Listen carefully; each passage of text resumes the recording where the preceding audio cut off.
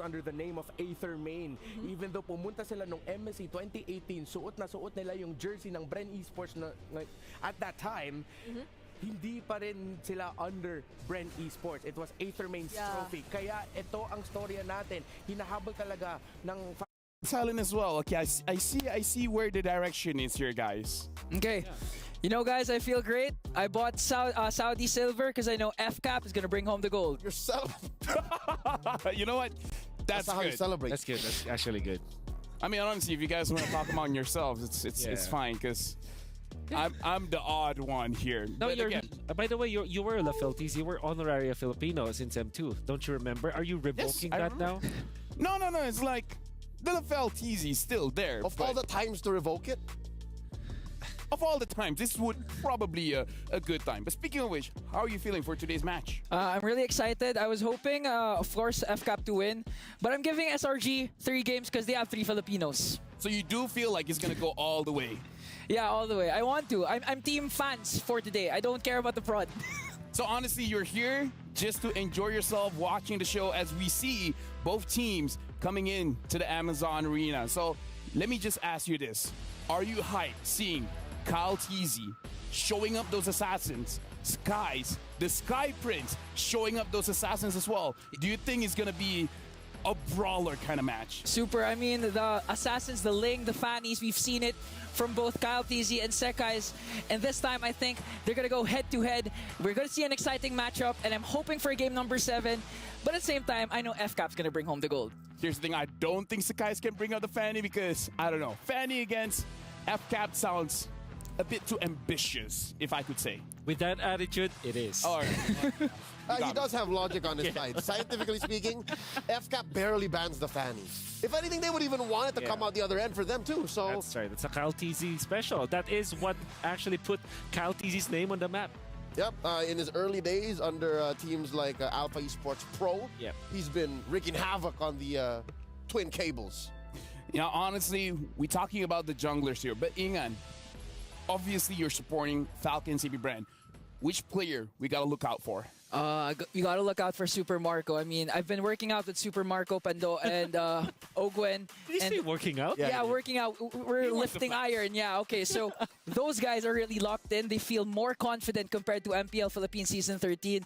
And of course, I want to see Super Marco, in his words, durugin si Innocent. Hindi lang sa scrim, kundi sa tournament.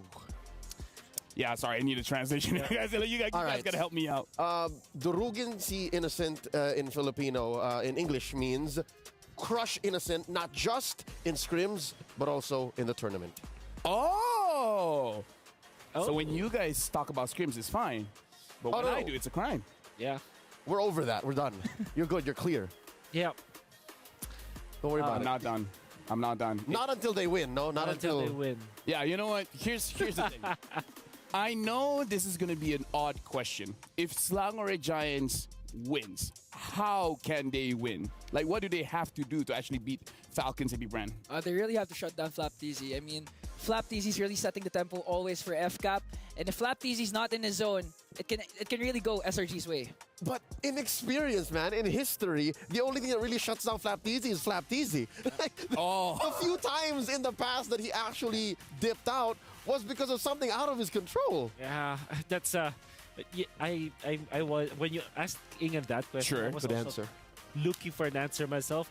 I think it's more just about bringing the best in your place. Like, maybe look at it intrinsically. Maybe shutting down Falcon Sabi Bren might be an ambitious I don't know. I mean, if you want to be a champion, you have to be ambitious, right? That's also you need the right mindset. That's also very true. Shoot for the stars. Shoot for the stars. Shoot for the Falcons. But yeah, I think you have to really just look at this intrinsically. Fix your draft. Make sure that you are winning some matchups. If you're not going to be winning all lanes, at least win 2 out of the 3 lanes. And then have a good jungle setup. Allow Sekai's to not have the jitters, especially because it's the grand finals. This is his first international tournament. Yeah. If I'm not mistaken. Yeah, so that's I mean, also... technically Snapdragon, but other than that, you know. Of this caliber, I guess. Of this caliber, yes. Yeah. A bit of sage advice. I don't know if this is going to be part of their game plan. It's clear that even the most aggressive team in the world, Liquid Echo, could not do it. Maybe SRG shouldn't as well. don't out-aggro Falcons AP Bren. But that leaves the question, should you be cheeky about it? Should you try to, should you try to pull a fast one? Yeah. Because FCAP also does that. You remember in that same series, few would be pushing down bottom. Like, how is that happening? No, honestly, that's true. And now, to hype things up even more, before we jump into the finals, let's actually have a little preview of the MSC finals.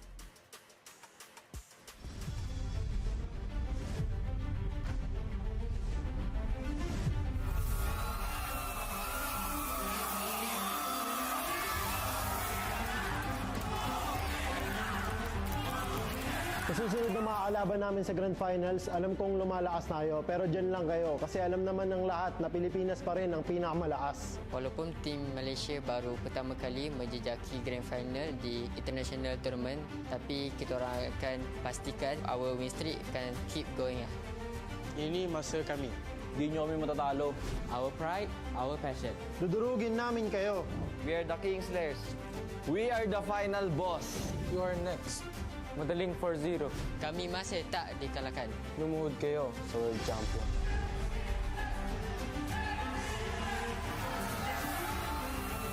Ito na ang huling laban Perlawanan terakhir kung saan tayo magtatagpo. di Grand Final di mana kita orang akan membawa balik trofi MSC. Heroes will rise. Goosebumps. Goosebumps. Those one-liners, though. Those one-liners, though. I'm shaking. What about you guys? You're next. No, I'm lapel. It's very rare that I hear Kyle Teasy. Because again, Kyle Teasy, after knowing him for a few years now, he's the kind of player that lets his actions speak louder than his words. But when he said, bow down to the world champions, I want to bow down to the world champions. I mean, Yes, sir. whatever you ask, say yes. Yes, my lord. I mean, again, looking at that video, that's quite the preview coming up. Because again, it's gonna be a best of 7 between both teams here. So honestly, Ingan, when we're talking about a best of 7, this is the thing that almost never happens. It only happened during M1. It happened. Is there a chance for a reverse sweep? M5 too. Oh, M5 too, yeah. No, he was talking about the reverse. Oh, our full reverse. Full reverse. Never happened then, yeah. Yeah, only M1. For me, full reverse, only if FCAP's behind. But if SRG's behind, Okay. there's no way. Okay, No way. alright. Okay, you know what? For you guys at home, who do you guys got for this match? Is it Falcons AP Bren or Selangor Red Giants? Head on over to stcplay.gg right now and lock in your predictions. So, gentlemen, very quickly, we have like, what, 1 minute something before the match starts. Give help towards our viewers. Who's going to win why? Very quickly. Okay, FCAP 4-2, no cap. 4-2, no cap. FCAP 4-1. They might get, one game off, but they'll bounce back just to quickly end the series. FCAP 4-3, I'm giving 3 to SRG because there are 3 Filipinos.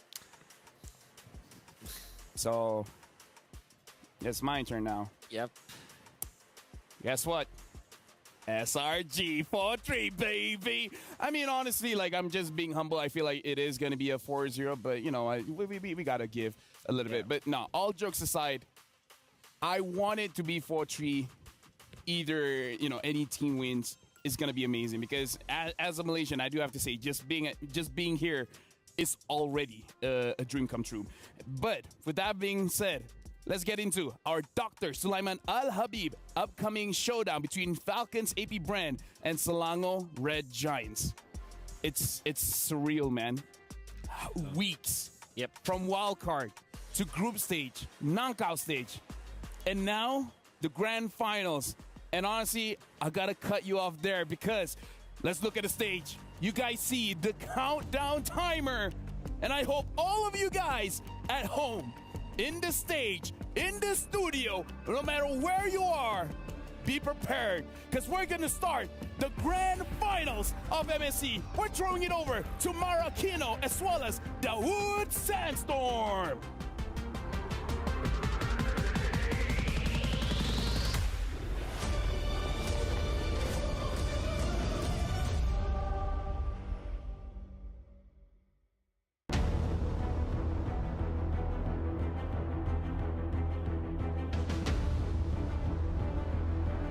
Right now, I feel really happy and proud with myself and my team since we are achieving this kind of level. So we are really proud.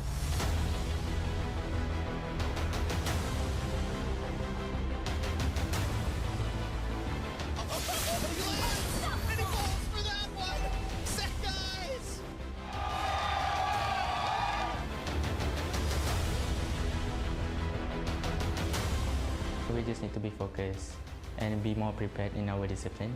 So, and also our stamina. That's really important for the BO7. I think we're the ones who's gonna beat them in the grand finals. So they won't be undefeated anymore. Now another Immobile, Lydia onto the backside, flop teasing with a dive again under the base. What are they gonna do? LP gets knocked up, and the prediction right into the quad shadow. What are they made of? Falcons aim. I think our play style against SRG is that we are better at macro and micro. To Falcon Brands, I'm really excited to meet you guys. But let's give our best and may the best win.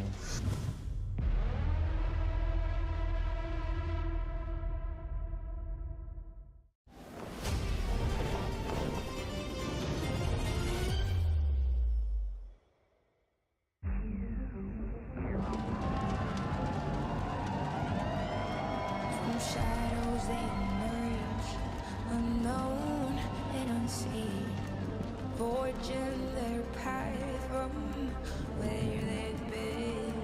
From weakness to strength, they'll rise anew, transforming their fate, destined to pursue. See the world, their journey unfolds. Through trials and triumphs, their story is told. As the dark night falls, they'll defy. For in the depths of darkness, rise of the heroes,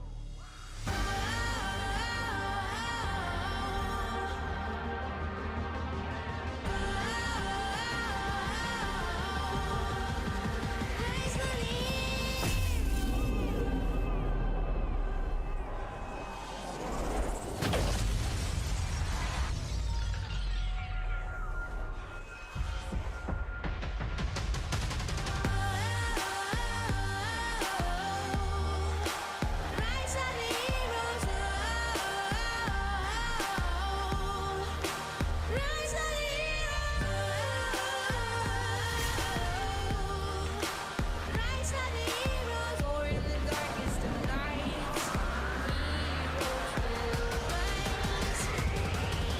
Rise of the After 87 games from 42 matches held in a span of 12 days, we finally reached the culmination of this competition. From the simple yet brutally legendary wildcard stage to the unfathomable competitive landscape shifting tournament events of the group stage and the flurry of do or die matches of the knockout stage, we are down to the final two teams. Two teams that still hold the key that symbolize their journey. Two teams who have finally arrived at their last stop on their journey to see the world. Ladies and gentlemen, أيها السيدات والسادة, welcome to the Amazon Arena. The best of 7 grand final, the final battle of MSC 2024 at the Esports World Cup is about to unfold. And by the end of today, we will celebrate the team that will rightfully hoist the coveted MSC 2024 trophy. So without further ado, let us welcome our grand finalists.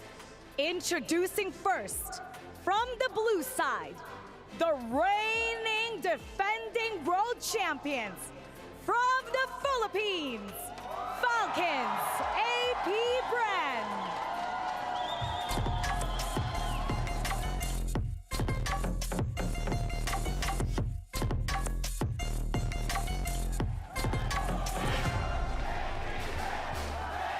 The Bees have never been this close to claiming the only title that has eluded them for years.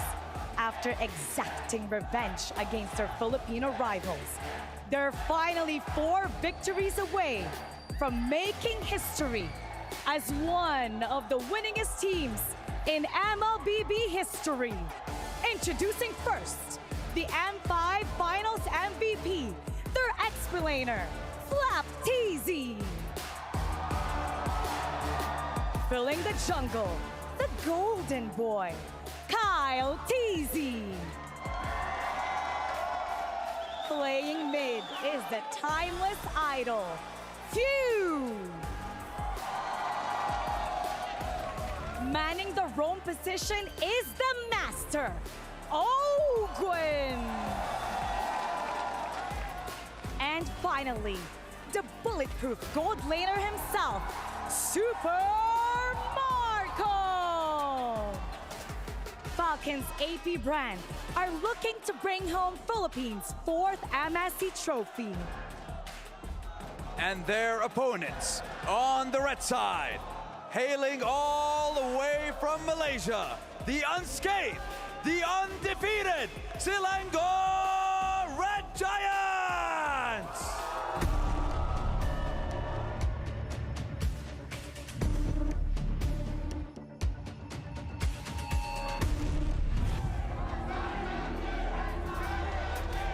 These Giants, gracing us with their presence on the Amazon Arena, are continuing their undefeated journey, going on 106 days. And now they are 1 best-of-7 away. They are 1 match away from continuing this streak. And by the end of the day, if they manage to tower over their opponents, they will hoist the trophy, going on 107 days of undefeated glory. And now, we introduce our players. First of all, their XP laner, the handyman, Cram! In the jungle, the Sky Prince, Sakai's. Manning the mid is the Mage Prodigy, Stormy! And filling the roam position, the highlight maker, Yooms! And finally, the beast in the gold lane, Innocent!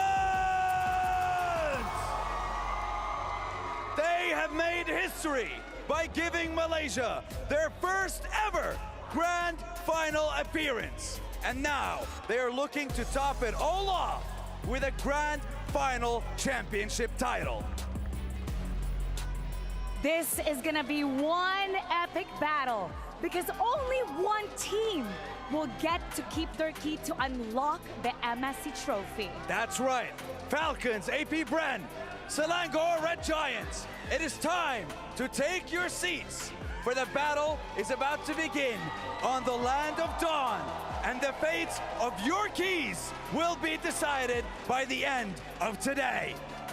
And now the players are about to do their ping test with the best gaming phone in the world, fit for champions. That's Asus ROG, powered by Snapdragon 8 Gen 3 mobile platform. That's right. Asus ROG is the official gaming phone of MSC 2024. And my God, what a journey this has been. But it is not the end of our journey with all the MLBB action, is it? Absolutely. We're all in for a treat because right after MSC 2024, we have 12 teams from 11 regions gracing the stage to shine for MWI 2024. That's right. It is a celebration featuring female pro players, breaking barriers and redefining esports. And that will take place starting July 24th here in the Amazon Arena in Riyadh at the Esports World Cup. Now, this is history in the making. We have the Giants from Malaysia, first time in the grand finals of the international tournament. bringing pride and joy to Malaysia. But they're gonna have a tough match because they're gonna go up against a team, Falcons AP Bren, with this roster, never losing an international grand finals. And they are now one step away from writing their names in the history books. The Amazon Arena is set. The players are ready. And I think it's time to get the show on the road and to get this best of 7 started because I can't wait anymore. I need to know who will be crowned the champion of MSC 2024. Let's get this on, panel. Time to shine. Let me just say, am I allowed to feel nervous at this point? Because I don't know, I got mixed feelings here. It's like happiness, excitement, nervous, Anxiety. scared. It's all Confusion. Confusion. Thank you very The much. light. The what? The light. Ennui. The light, the dark, all of it. Malaise. Malaise? Yeah, it's the general. My mom taught me this term. It's a general feeling of uncomfortability. Oh. I just have malaise. Oh, really? I don't know how to feel about that. I hate the. Yeah, no. Perfect timing for this joke. Yeah. But Yeah. look it It's a up. word. Look it up. It's a real word. It is a real word. It's me. I'm a Malay. But you're just Malay. No, you're not Malays. With that being said, drafting. We gotta talk about the similarities first, right? Okay. Because let's talk about the coaches. Okay. You guys have talked about how both of them used to be in the same team. They know each right. other well. They should know each other well in this draft. You know how else this dichotomy between SRG and FCAP go? Sure. They also both have 2 tacticians that were former roamers for their teams that both respectfully played for MPLs. Yep. Ozorovecki for Geek Fam and right. Coach Treb for then BSB. That's right. Coach Treb, he was on as Trevor. I think he retired playing as a roamer, but when he played in the MPL, it was actually a side laner slash roamer where they kind of swap. Because back then in season, what, 5? This was before Project Next. This was before Project Yeah. Next when, Roles were a little more fluid. yeah, everybody was very fluid. You have to be flexible Yeah. for you to get into MPL, you know? Yeah, which brings up a conversation I had with Coach Vecchi about 2 or 3 days ago. I had breakfast with him, and he said that the reason why Filipino teams are so successful is because we focus so much on macro. Filipino teams are so good at macro that even if a lot of conditions change, they're so consistent that they get so much success, regardless of where you drop them. With that being said, we got to talk about the drafts here. Falcon AP Bren is going to be on blue side. Selangor Red Giants on the red. Valentina band up as well as Chip. So Ingan, looking at the draft here, what do you think is going to be the first priority for Falcons AP Bren? Falcons AV Brand, if of course the Luyi is open, no chance that Few is not gonna pick that up. And apart from that, of course, the Roger of Super Marco is a good prio pick. And apart from that, of course, the Ling of Kyle TZ. We got to look at the Angela as well. If the Angela is up, both teams can definitely utilize that hero very well. A lot of good vehicles for the Angela, as I would call it. There goes the Ling, for example. Nolan is an assassin that can actually receive the Angela, but it's not It's not the suggested. best. Not the Not best. the best because you go in and out. You Yeah. want to stay in that area. For example, go for the Baksha. You have Roger. Yep. It's actually a great vehicle. Which is still up, by the way. Yep. So now you're looking for the trade. There's so many hot commodities still left on the draft. I feel like I'm uncomfortable being given this option right now. Harif being banned up. Inga, do you think this is a good idea coming in from Selangor Red Giants to deny Super Marco of the Harif? I mean, in a way it's good, but at the same time, there's still the Roger, there's still the Moskov that Super Marco is really known for using. So still it's strategic ban, but not the best ban for me. All right. And now looking at this, looks like both teams are taking their time. So they're using all this time to really figure out the rest of the draft. Falcons AP Brand betting on the Luyi. Yep. There you go. So you're looking for the trade. You're looking for what's left. Roger Blue Ali. side has been winning, 60% overall from the wild card up until now in general. All right. Now we got a player quote coming in from Gorgeous. The secondary EXP for Selangor Red Giants. Others have looked down on us. To be this strong as a Malaysian team and to have other teams look at us as a threat, it feels good. Yep. I'm sure that they're feeling good. Right now, you have to choose Roger or Ling, or maybe Let them both. Left them both open. Ban the Ban Moscow. Terizla, actually, instead. Oh yeah. Although they can pick it up, actually, second pick. So And Ben Moskov. that'll put Flapteasy in an odd position. He doesn't have the Trizla, doesn't have the Wow. Arlot. And there it is. Hey, great minds think alike. yes, sir. The Zhong is still open. Yep. Just so saying. you pick up the Roger, and now, okay, so that's a priority for FCAP. Now it's Ling Angela? Moskov. Ling Angela is great. Yeah, Oh, they left it open. they left it open. They purposely left it open. Could this be on purpose? That I think it's on purpose. 100% on purpose. Yeah, there's no way they didn't catch that. So I would say Ling Angela is top, and then next best thing is maybe Ling and Moskov. Because it would be kind of a bad idea to let Roger and Ling be in the There same you go. team, That's right? Angeling. It's gotta be. It's got to be Yep. Angeling. What are you feeling, and after seeing the first 3 picks for both teams? I mean, Sekis, even without the Angela, is always activated. But with this Angela pick, It's too good. too good. But what I am going to say here is this allows for Falcons AP Bren to lean hard on finding solutions. There agree. could be worse places, right? Yeah. There could be worse positions wherein you get the Angeling and then you don't have any room to pick up Yep. the answers. So you pick up what? Farsa Yuzhong here? I mean, like, here's the thing. Like, Yeah. good news, Julian, I mean. good news, bad news. Good news, you got the Angela. Bad you go. news is that Stormy is not on a hero that can usually carry the game by himself. Barats instead. This is the early curveball. In a way, it's still pretty much open. The big guy passive's not kicked in yet. Tiny Dino, big problem. I love it. Big problems in many ways because you can put it in the XP, put it in the jungle. Roger's still open. Julian's also open. This is FCAP, and the F means flexible. Triple flex in blue. Actually, it means Falcon. That's actually yeah, true. Just to clarify. Yeah, it's Falcon. Triple flex in blue. So you get Moskov, right? If you are SRG, so that you're safe in many situations. Both good targets for the Angela. Got him. All right. Moskov being picked up here. I'm really thinking that Slangre Giants should have a very aggressive roamer because I feel like the moment they lose the mid lane, Sakai's not going to have a good time. So whatever next pickup is going to be, they got to make sure that the jungle is relatively safe. Yeah. Whew. It's difficult to be in the spot of SRG because you don't know what to ban at this point because all lanes are kind of open. So you Julian just could have be to. mid. But Julian can be played.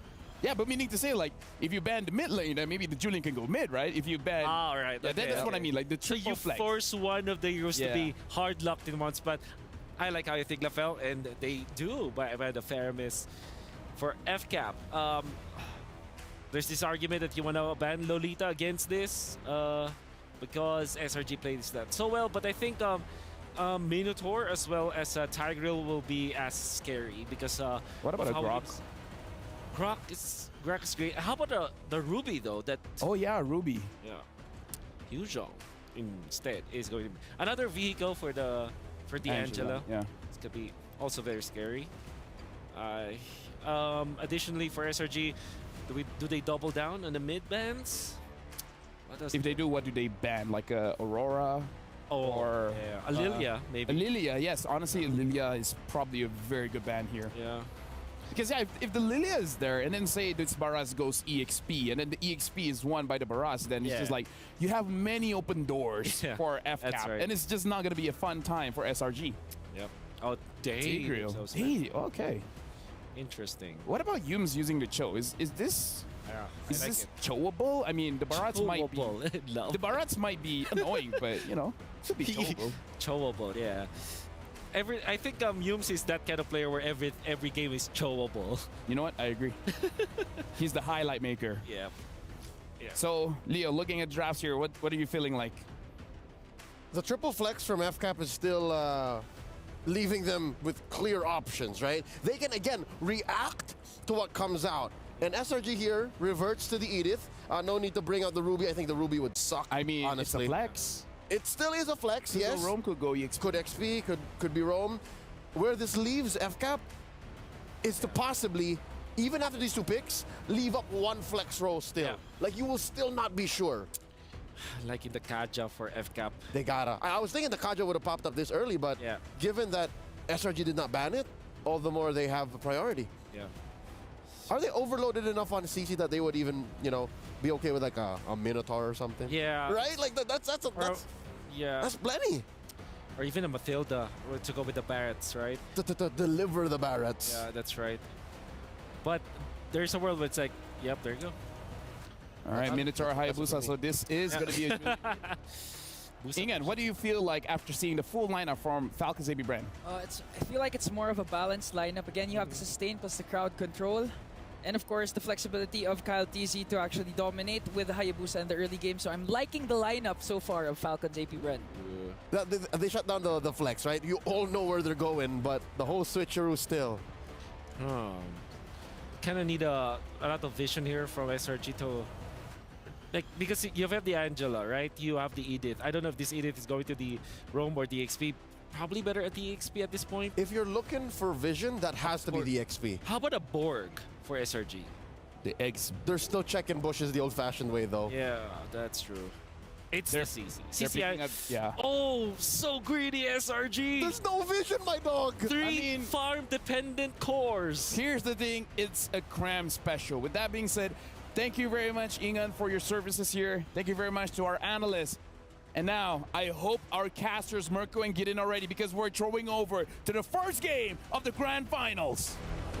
Thank you, analysts. Thank you, analysts. This is the moment. This is the time for the Grand Finals. This is going to be a best of 7. Let me remind everybody here, the final bosses, the toughest challenge here in the competitive MLBB space. And it's going to be Falcons AP Bren against Selangor Red Giants. Both these teams, they've had their journeys through hell and back to reach the Grand Finals.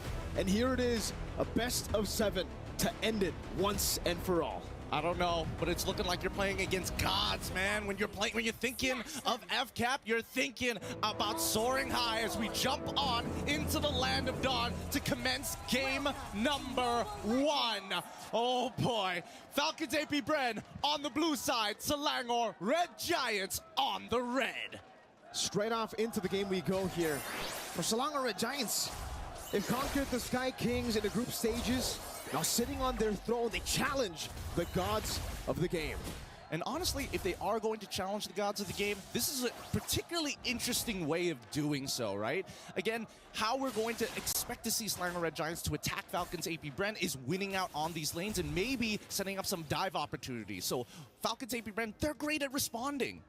We were talking about earlier, right, in the drafts, about Selangor Red Giants towards the ending of the drafts. They really didn't have any prio, and that's why I think, even though it's greedy, the CC pick is great because it does give him the prio in lane up against FlapTZ, and this is something you want to try to utilize. That's the reason Liquid Echo were able to beat them in the Grand Finals, having a winning lane, but Kyle TZ wants to change that, has the Shadow kill, the Purify gets put out there, Cram gonna be solo kill up top, assassinated. Skies looking for a play, time for the Blaze with the Retribution, down, he comes down, over to Kyle TZ, goes for the Blaze, but Kyle takes him out with the Shurikens. It's too fast, too quick. Falcons AP Bren with the help of Ogren to speed up Kyle TZ's farm. Hits that level 4 and an awkward timing, and honestly the most critical timing for the EXP laners. With that being said, FlapTZ is going to get a free recall off of this, and Sky slowed down on his farm. Not exactly the most ideal, especially costing 2 kills. That's a lot of gold for Kyle so early on. Definitely not, man. The fact that Kyle TZ on a Hayabusa has 2 kills, a level lead already, right before the turtle even spawns. You would expect SRG with the CC in lane to have more prio for the turtle, but now that he's been taken down, now that Few can walk up and pop it and then has Chain to knock him up and even zone him away. The missiles too, Crab brought back, no Purify. And Falcons AP Bren, they'll be happy just with that trade. This is really good stuff from the side of Falcons AP Bren, right? Stormy is here to kind of help recover Cram's lane, but at the same time, he's leveled down, and FlapTZ as well as Few making sure that he's not going to be able to participate for the upcoming fight, even setting up the proxy. This is what's great about Falcons AP Bren, right? The fact that even when they have prio, they don't rush into neutral objectives. They still take their time, go for the buffs, get Kyle TZ in a more comfortable spot. And now they have the level 4 advantage. Sky's going in, not able to get in there in time. Jetson is well good, predicted Sky, stunned up, pinned down on the wall for Kyle to take him out. 3-0 start for the Hayabusa. Great hit with the Daytona's welcome. They didn't give them a single frame so that he could use the Tempest of Blades. Chain CC perfectly. This is why they are the final boss. It feels unfair. They always play pixel perfect. Feels very unfair, it seems. But I mean, we saw in an interview what FlapTZ said literally boils down to, I'm better. We're better on the macro, we're better on the micro, is what he said in the interview. Every single time that we see these teams play, we're just hoping that something is going to change, right? And I think that SRG, now that they've kind of lost tempo and losing out, and the most important thing, which is their lanes, can they bounce back? But first, the game fact. This is the bulletproof man himself. Super Marco tops MSC 2024 with the lowest average deaths per game at 0.77, then followed by Few. I think, to be fair, Few got done a little dirty with his stats only because he's put on a Julian of all things. But hey, still, Bulletproof Marco's still living up to his moniker. At this point in time, let's have a look at the items to see who has got what. And it looks like, oh, interesting. FALCONS might be rushing for the Sky Piercer now that he's got quite the substantial lead for himself before finishing off the Hunter Strike. Taking their time, it seems. I mean, for most of them, especially in the bottom lane, Innocent, he knows that this is not a winning matchup. He wants to just scale up. Doesn't really want to go for a lot of the skirmishes. So he goes for the Warrior Boots here up top. Cram pops in a Purify, has the hard guard to get him now. Sky trying to go for the chase. FALCONS goes to the quad shot on the back line as Few is able to disengage. FlapTZ rotates over, providing cover. Flicker forward by Flap. Really trying to get Skies there to punish him, but now that's a big flicker, big ultimate down. 12 seconds for the next neutral objective. Still, the hard guard's not going to be back up when this turtle fight does commence, right? And at the end of the day, it still feels like FCAP is trading up. They're still taking away camps from Skies at this point of time. The real question is, when exactly do they actually want to commence a full-blown team fight? No death to this welcome. The missiles does connect onto Cram, who's going to be dealing a lot of damage now with the Curtains call onto FALCONS AP Bren.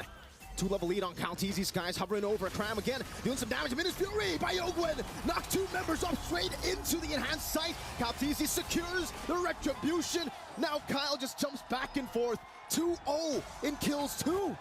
This early game is completely disastrous. Falcon to AP Bren, they're going to be able to control this for the next 8 minutes or so. And I think that's allowing the Red Giant, I mean, they're trying, but at the end of the day, right, they've been slowed down significantly. Look at this.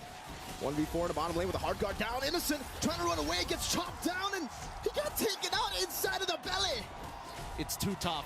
It's too tough. Look at the priority, right? FALCONS AP Bren pushing up the tempo, and nobody can really win 1v1 anymore, right? Slanger Red Giants now getting punished for their greedy lineup. This is going to cost them and potentially cost them game number 1. But let's have a look at the hero matchups here, because right now, the actual win rate compared to the theoretical win rate, 100% for Skies. Retribution earlier, FALCONS was able to steal away, now jumps into the quad shadow, gets pinned down, but is able still to escape. These little mistakes, but the instant recovery from FALCONS AP Bren. I mean, like Leo likes to mention, right? It's a game of inches. And FALCONS AP Bren, millimeters right now, at this point. They're playing with feet, right? They're extending their lead even further. And at this point of time, when we look at the items, I think, you know, at least for FlapTZ, he's playing it safe, right? Go for the Dom Ice. You're already up against the CC. He's not going to greed out and go for the War Axe straight away. But the real concern is that Kyle is already 4-0-1. And not to mention, even Few, just poking people out with enhanced size, good enough. Oh, Shadow kill the Sky Piercer, execute, takes him out. Even with the hard guard, Stormy couldn't save him. And this is what's special, I would say, about Flap. He knows exactly, wait, up top, Bulletproof Marco. Trying to go into 1v1 against the Assassin, and Skies is forced back. FlapTZ! Flickers forward, nom into the wall, straight onto Super Marco. Ogwen knocks him up.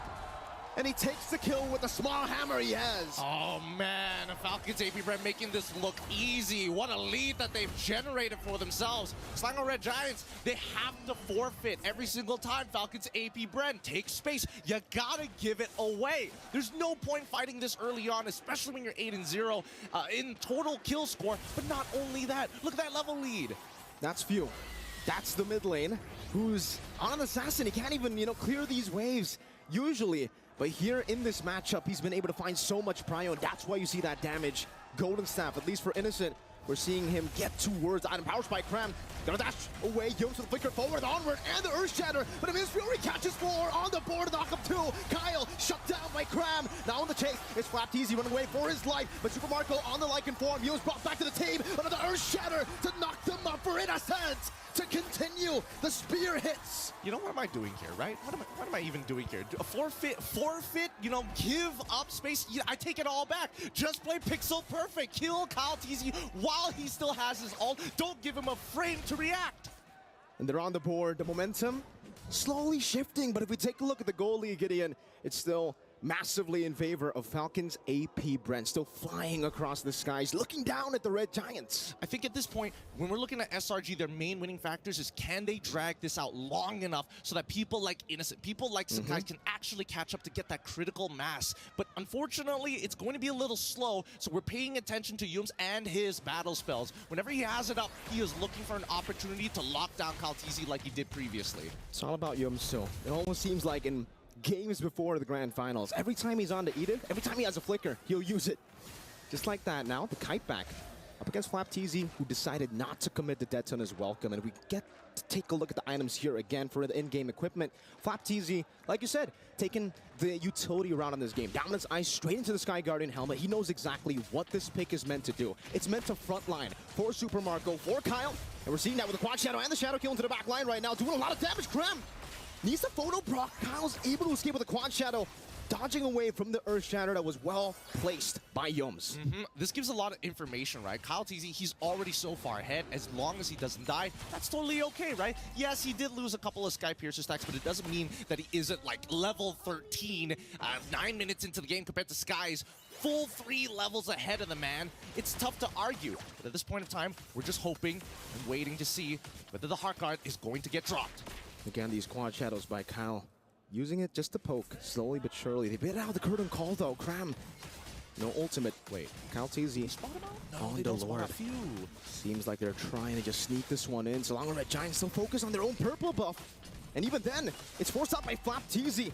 Retribution still there for them. Minus Fury into the Debtors. Welcome canceling out the Minus Fury there. And it's going to be the knock up to Cake Yums down. Now into the back line. Time to Blaze. Knock a few up straight into Skies as Blaze. FlapTZ going to be taken down. That's a double for Skies. Looking for a triple as he marches forward. Skies continues the onslaught. Kyle forces the Shadow Kill. Super Marco chases Innocent in the back line right now. It's Kyle. It's in a 1v3. No Shadow Kill, but he does have the Quad Shadow. Going back and forth. Super Marco goes in and finds the Lycan Pounce. Skies looking for it. The spear catches him. Skies finds an unofficial Maniac. Oh my goodness! How did it end up like this? Falcons AP Bren, they lost sight of what exactly they were fighting for. They already had the objective that they wanted to. They wanted to extend their lead. They may have shown a bit of disrespect, but Slango Red Giants made it messy, kind of split them apart. Keep in mind, Falcons AP Red, they don't mind diving, but they still have to maintain that front to back. And if the damage lands on the correct targets, like Innocent, like Cram, who as of right now is catching up real fast with the Brute Force Breastplate. Now, after the early game, he's 1-3-6, but the same goal, if not more, than FlapTZ. Got some scary stuff right now. The scaling of SRG, the CC, the Ling, the Moskov. It's a very greedy lineup for SRG, but if they are able to somehow find those gold resources and place them onto these 3 members, it'll be very scary in the late game. Even the CC, he'll be able to actually withstand a 1v1 against Kaltizi. I think maybe he might go for the winner Crown Fu. And then later on in the side lanes, maybe Kyle will have to send over another member, maybe with few together to really deal with him. I think they got to start changing their habits up here for the side of Falcons AP Bren. It looks like SRG has a bit of a read on them, and at the end of the day, it's all about landing the damage on the correct targets. I think better yet, hold on. Does he want to go for the info? Yes, he does. He's all 5. Flask of the Oasis still there though, and he'll be able to escape with the Quad Shadow. Scouts goes in, the chase in the back line. Tempest of Blaze knocking him up right into the spear as well. Skies finds the assassination in the back base. Spew out. Super Marco with a gun down. Finding the shutdown back, and it will be a trade. Both junglers down. But Innocent wants to continue. Pin down Yums. Finds an Earth Shatter. Stormy in the back line going to be taken down by Flap as he stops him on the ground. But take a look at Yums and Innocent, who is still free hitting. Gets caught by the enhanced sight. There's a Flask of the Oasis from Ogwin's Motivation Roar. But Cram is still able to escape. View and Ogwin. Now with Marco on the chase. Flicker forward. The Lycan Pounce will not give anything for Cram to deal with him. Innocent in a 1v3, now with a nature as well. Jumps forward, Super Marco buys it with a nature, scratches him down, and finds the double. He tries to outplay it. That's going to be a full wipeout here. A double kill for Super Marco. What an interesting approach. Slango Red Giants make a play of their own to take out Kyle, reset his Sky Piercer stacks, but unfortunately, Few is quite a problem. These extended fights are working out much better for Falcons AP Bren, thanks to the Julian. He doesn't have to wait for a long ultimate. He just needs 8 seconds. And now Minotaur. Ogwin has the winner crown, Gideon. That's the combo we were waiting for with the Minotaur, especially when they're snowballed. Yums, Earthshatter on 2, but the Minions Fury knocks them up. Cram gets thrown away. The Spirit of Destruction into the back line. Yums trying to survive now, even with the Shadow Kill. Sky's no purple buff, still desperately going for it. Tap the Blaze now on the Super Marco. Skies finds the shutdown. Now it's a Kyle. It's Skies who continues the fight. And now onto the Lord he goes. Cram in a 1v3, trying to deal some damage. Stormy tries to heal him from across the wall. Skies finds it. Now with the Finch poise over the Few. He continues the damage with the Winter Crown. Saves it for a bit. Few trying to chase him down. Skies still surviving. Cram with a cleanup. And Few will be taken down.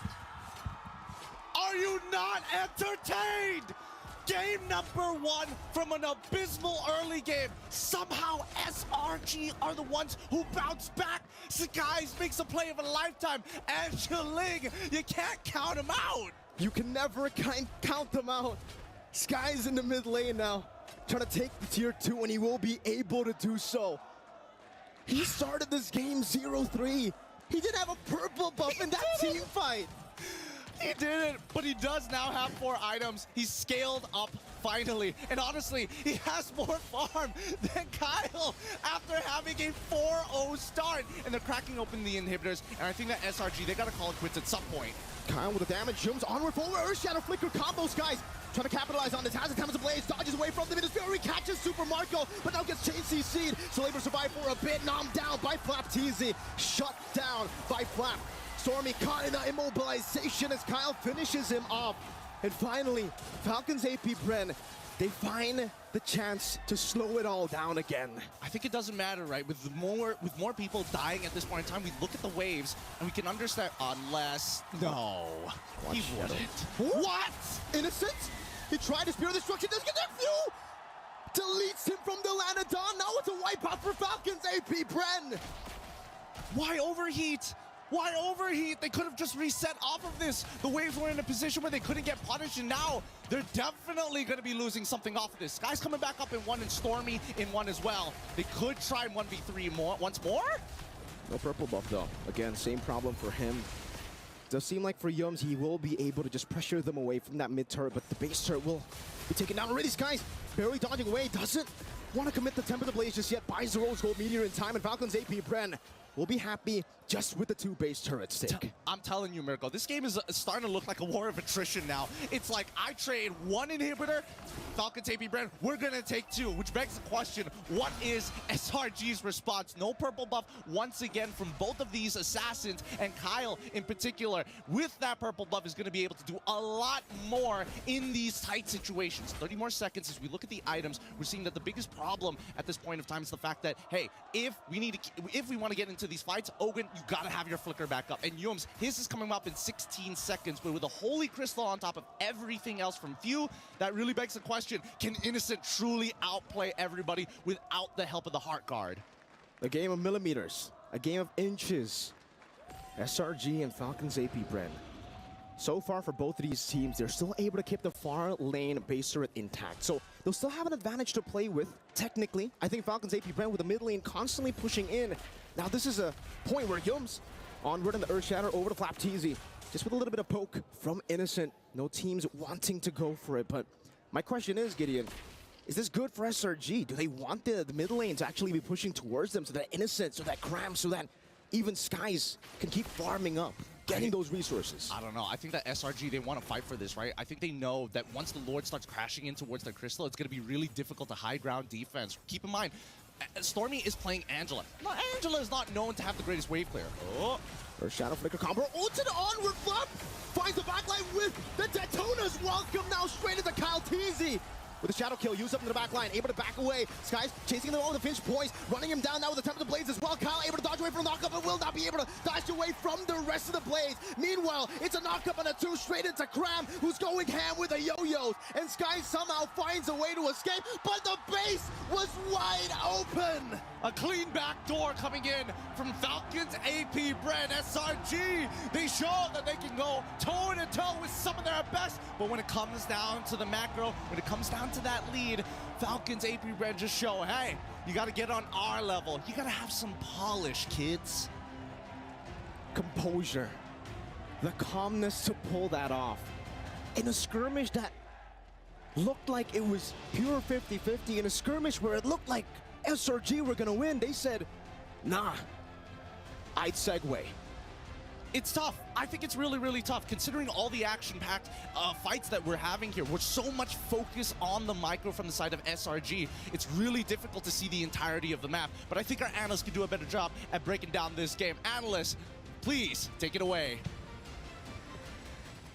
Can we just say the first game here already set expectations for this grand finals? Because I don't know about you, gentlemen, but when you're asking me what game number 1 was going to look like, I don't think it would look like that. Yeah, no, it was high risk, high reward for SRG. And again, if you want to achieve something great, such as defeating the world champions, you gotta think outside the box. You gotta think outside where the box was even made. Because here's the thing, like, I was like almost that, huh? thinking that Falcons AP Bren might have a flawless game, right? No deaths and everything, but then Slaughter Giants fought back, and at the end of the day, it's not who has the better team fight. Yeah. Few just ended the game. And most importantly, you can see SRG with this set play where it is going to be either Cram or this Edith coming out from Humes to start the fights, and then they will force Kaltizi to maybe pop the Quad Shadow, or it kind of feels like there's someone who forces the ultimate coming out from Kyle, and then in comes the Angeling, which, man, it's still pretty strong. I believe that even when Falcons AP Bren won this game, they probably will not let go of both the Angeling. Let me just say as well, Slaughter Giants, as good as they look going up against Falcons AP Bren, what were those mistakes? Especially towards the end of the game when they're pushing. If they were, maybe a little bit relaxed, could have been a little bit better. I'll tell you, Lafel, you mentioned it already. The beginning and the end are where they made their most mortal sins. Number 1, they drafted very greedy. Yes. They have very little wave clear, very little vision that they can actively throw out to protect this very late game-centric lineup. And then second is towards the end. Again, Coach Vecchi knows that PH teams are so good at macro. They got so consumed by the team fight that they forgot. Few tried to do this just a couple of days ago. Yeah. I mean, the thing is, Stormy did go back, but that's an Angela, Yeah, maybe it was a Lilia or something, maybe. Exactly. There's clearly the only, if you think about it, the only legitimate wave clear that SRG has is when Edith pops the ultimate. Oh. That's probably one, but obviously that's not gonna happen. CC clears the lane slowly. Oh yeah. Moskov takes his time, but again in the late game, maybe if you angle it properly, you're gonna clear it better, And even with Edith, you're also besides the skills, your basic attacks you still hit one at a time. Exactly. So, yeah, we did say that there was a glaring problem. Man, imagine if they just had export. No, but here's the thing. It almost worked out. They were already in the base, but they forced it. Man. If they didn't force it, could have looked different. I hate to tell you this, but in the grand finals, almost will never caught it. Yeah. Now I guess maybe 3 mortal sins, right? Beginning, the end, and that last one, the push, the force push at the bottom. Yeah. But still, I gotta say, though, that was... When Gideon asked, "Are you not entertained?" Man, I was. It was definitely entertaining. It was definitely. It's so entertaining that even we watching, like off camera, like we will tell you guys, we went through our own cycle of emotions. Yes. There was a video I don't know footage how of to it. feel. Yeah. There was a video footage of it. It's rolling now. Yeah, but again, honestly, like, I like the risky draft because, again, like, we had this talk, Leo, if you don't take the risk, how are you going to defeat the world champions? It's just that I kind of feel like when it comes to the gameplay, ending the game, like, I feel like 2 or 3 times SRG got wiped out where they really shouldn't have. And once FCAP got wiped out, which I think was what sunk my stomach. What really, that roller coaster of emotions where they're like, oh no, they can win, they can do this. Yeah. And Wolf and I would have to eat our words because even ending and concluding the draft, I was like, yo, that's super greedy. Yep. And maybe through the sheer team fighting skills, they could have gotten away with it, but... Yeah. Nevertheless, if there was a team that I would allow to be greedy, I think now SRG has proven their worth for that regard. Because I think that they have a clear idea of what they want to start.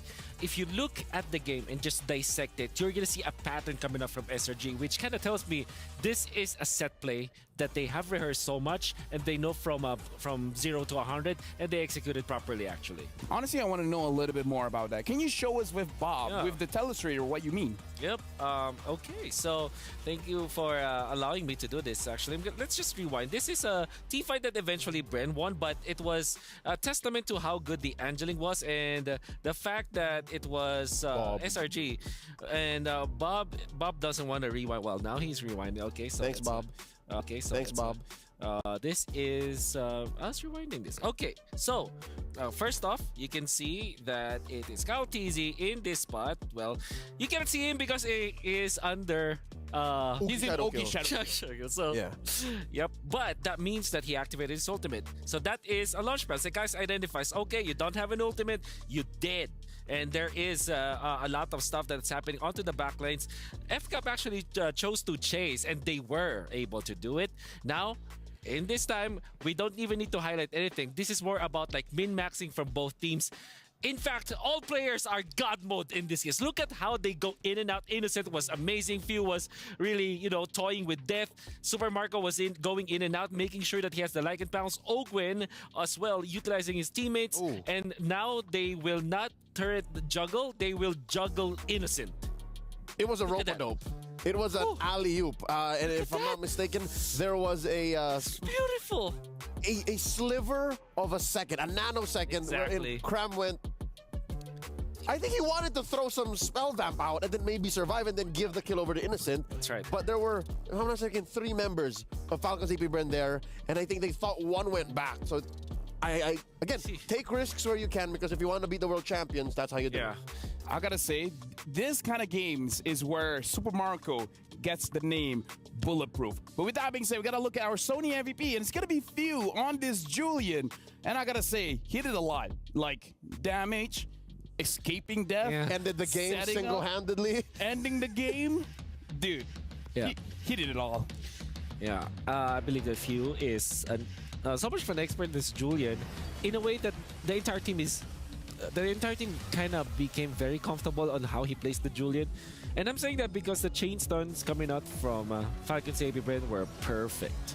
They're utilizing either Ogwin first, or it will be Few first, and then they will get the damage output done, and then they go in and out. I believe that Few should not be given the Julian. In fact, I would say Falcon's AP Bren are way too comfortable picking up the Julian because 2 people can pick it up.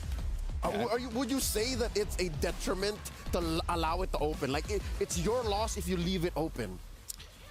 I would say yes. Ban it out then. Yeah, I would say yes. And start. Same can be said though about the Angeling. Maybe take out one of the 2 components. Just at least one. Just at least one. I think between Angela and Ling, I think, especially because you're playing up against the SRG, just bet the Ling, right? Yeah, I would agree. Because again, Ingan said it himself, even without the Angela, he's activated, right? So with the Ling, it just makes the problem bigger. But we got to talk about our MVP here, 8 KDA, 751 GPM. And remember, the only guy that has a lower death count than him is just Super Marco. Isn't that poetic that a hero such as Julian is now one of the specialty heroes of Few, who is in the early game super strong? He played even before Season 1. Now in the twilight of his... I don't even know. Like, he might even play for like 5 or 6 more years. Yeah. You're a mad burst hero in the Julian. Like, and he ends the game himself. Isn't that like... No, I mean, like, the crowd control itself, I feel like it's one of those things that actually drops guys where the basic attack just pulled them in. It's like, well, I guess my dashes mean nothing here. That too. See, so at any given point, Few matters, both literally and figuratively in the world of MLBB sports. That's why he's my GOAT. Yeah. I'm not a kid, but he's my idol. Yeah. Honestly, he's the idol of everyone. But with that being said, starting on July 24th is the female pro players' time to shine. Catch the MLBB Women's Invitational 2024, where 12 teams from 11 regions break barriers and redefine esports. Now, honestly, like, this game with that kind of showing makes me feel like it shouldn't be a sweep, right? Absolutely. That could have been the one. That could have been one for SRG, honestly speaking. I wouldn't have been surprised. Yeah, definitely not. Unless, of course, we're going to see another Angeli on the other side, But yeah, I don't think it will be a sweep. With that game, we got to look at Falcons AP Brand's achievements. Let's look at the journey that they had here. Ever since rebuilding in 2022, they again have been a trust the process kind of team. Yep. And this is not the output you want. Is this not the best case scenario for output after such a long, drawn-out process? This is gonna be a template for esports in general, particularly mobile esports, right? Yep. Because now you're gonna look at a team that is not composed of like super. That started out as a super team, or it started out like an all-star team. They made all-stars out of their players. That's amazing for FCAP.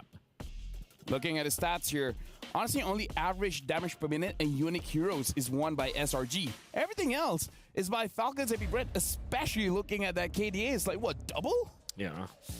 Then again, can we both agree? Can we all agree that this is, that stats probably will never be able to describe the two teams? Yeah, there's some things you can deduce. Yeah. Some things that are results of the way they perform. But in the end, numbers are just numbers. Yeah. You tell me that that game was close and you show me the timer, you show me the results post-game, I would not have seen the full picture. Yeah, for sure.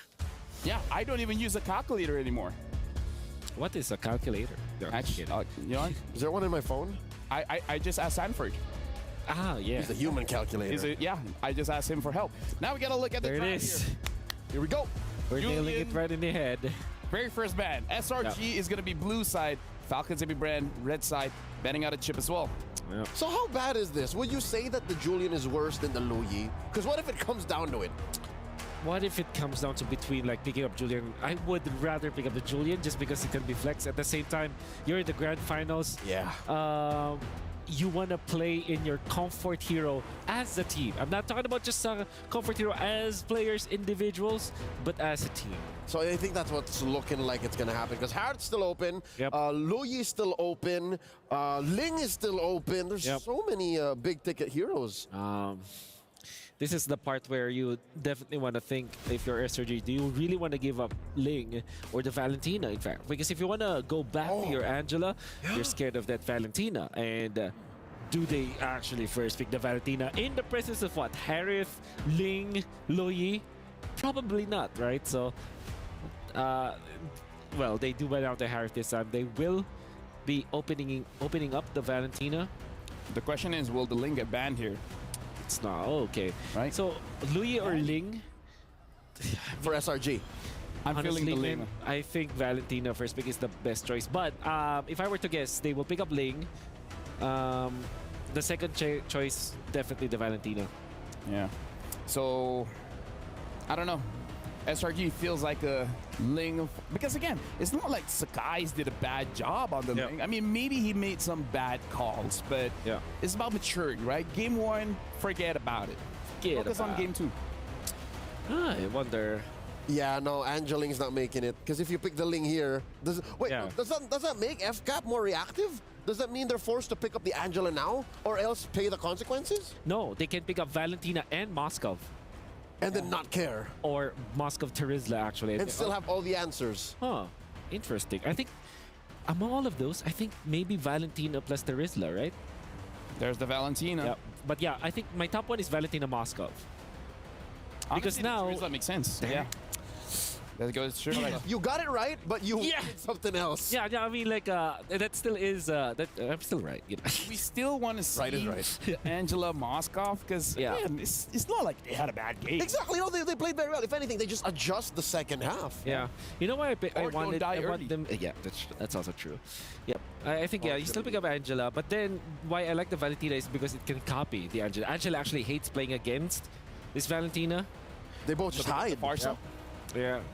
Unless you want to go like Angela Ruby if you're SRG. Well, Moskov Ruby. Oh, wow. Okay. They're letting go of the whole Angela situation, which I think is good because Yums is super comfortable on the Ruby. Almost single-handedly changes the tide of battle. And I feel like Stormy, this is one of those situations where he's looking at everyone's eyes and he's like, let me carry the game. Let me do damage. So FCAP should pick up their gold laner now. Maybe somewhere along the lines of a Claude, so that they have a way to match up with this Moskov, because I'm sure that there will be a lot of Super Marco bans upcoming with the Moskov being picked up, Harith not being available, as well as Roger. You want to pick up your gold laner now if you're FCAP. The real question is it really going to be Roger? You know what? At this point, I want the casters to come in. You guys are seeing the first three They're picks just for taking away, Slang Red Giants the as power well of as Falcons, Falcons yeah. AP Brand. How are you guys feeling about this one? I think no, yeah. Haya. All right, they're thinking Haya. Yeah. They have a brainstorming in their own side. They're very invested. Yeah, they're very. I mean, given how dynamic and layered the first game was in draft, despite it being relatively greedy for SRG, I think there was a lot to go in there. Again, going back to the casters, like, let's start with Falcons AP Brand. What do you guys think of their opener? Personally, I think their opener is looking really, really good. The Valentina, I mean, Miri and Merkel have been discussing constantly about the back and forth between these two teams, and I think so far, FCAP looking real nice. Yeah, I think for Falcons AP Brand, picking up the Terizla early was just amazing for them. Now they can nail down on the XPs for Cram, force the Ruby, hopefully, maybe for them, onto Cram. And then for SRG, I feel like they're really just going to try to nail down Calteezy, deny all the Assassin picks, force him on utility. All right, thank you very much, gentlemen, for your thoughts on Falcons AP Brand's opener. Now, in terms of the ban, what are we looking at like here? I think I'd like to hold it on choking out Cram. All right, okay. Because again, after the aforementioned Ruby switch up is there, and of all the members of SRG, Cram is the one who is okay with living with the bare minimum. He's okay getting beat down. He can start the game at 0-4, and they'd still dig their way out of that. So maybe just protect everyone else and then let him be alongside Stormy, you know, carrying in his own way. Yeah.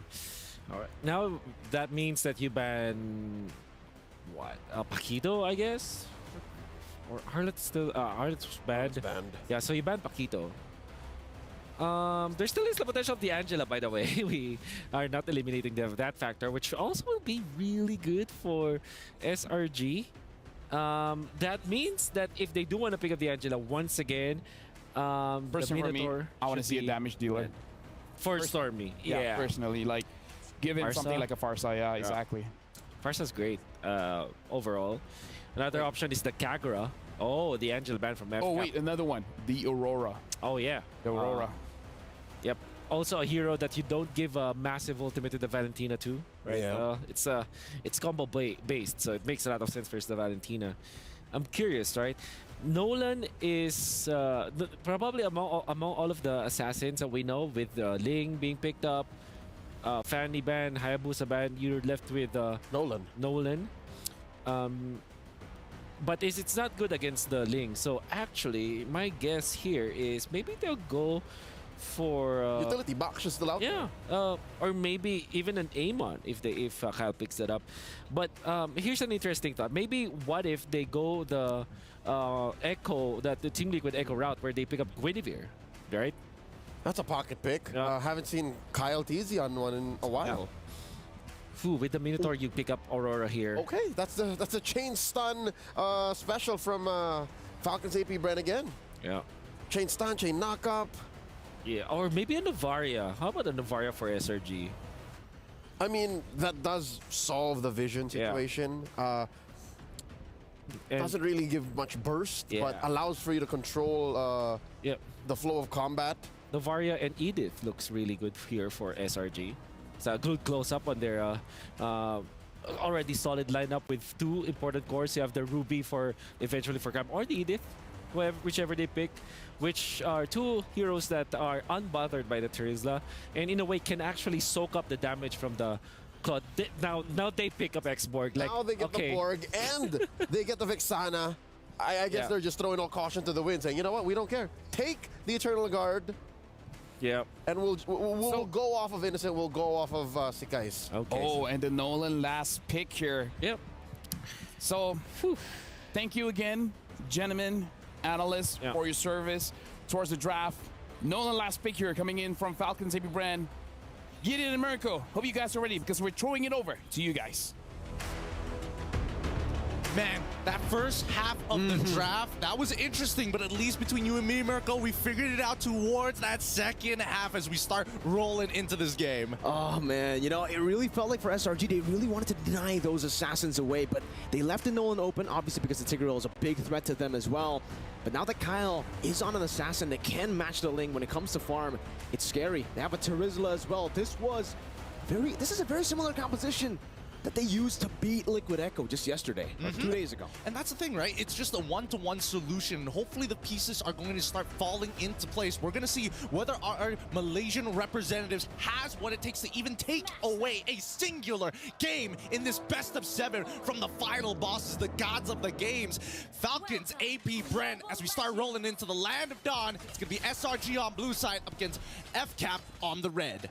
SRG were definitely able to make Falcons AP Bren lead in game number 1. It looked dominant for Falcons AP Bren at the start, but then towards the mid game, SRG with Yums always looking for the fights. They were able to drag them down to the ground to actually make it a head-on battle. Yeah, I'm surprised that they were even to get the Falcons. They're not clipping their wings just yet, but definitely brought them to eye level, which is surprising. But looking at the emblems so far, seems pretty standard all across the board. However, this starts from the side of Falcons AP Bren. In particular, Kyle Teasy, he opted to go for his orange buff first, then make his way down towards his purple, which does give an indicator that maybe they would just want to break the Faraga armor relatively early, just so that Flap Teasy has a better time in lane. Yeah, for sure. I think getting rid of the Faraga armor is going to be top prio for Falcons AP Bren, because we were talking about this Exborg pick as well, off cam.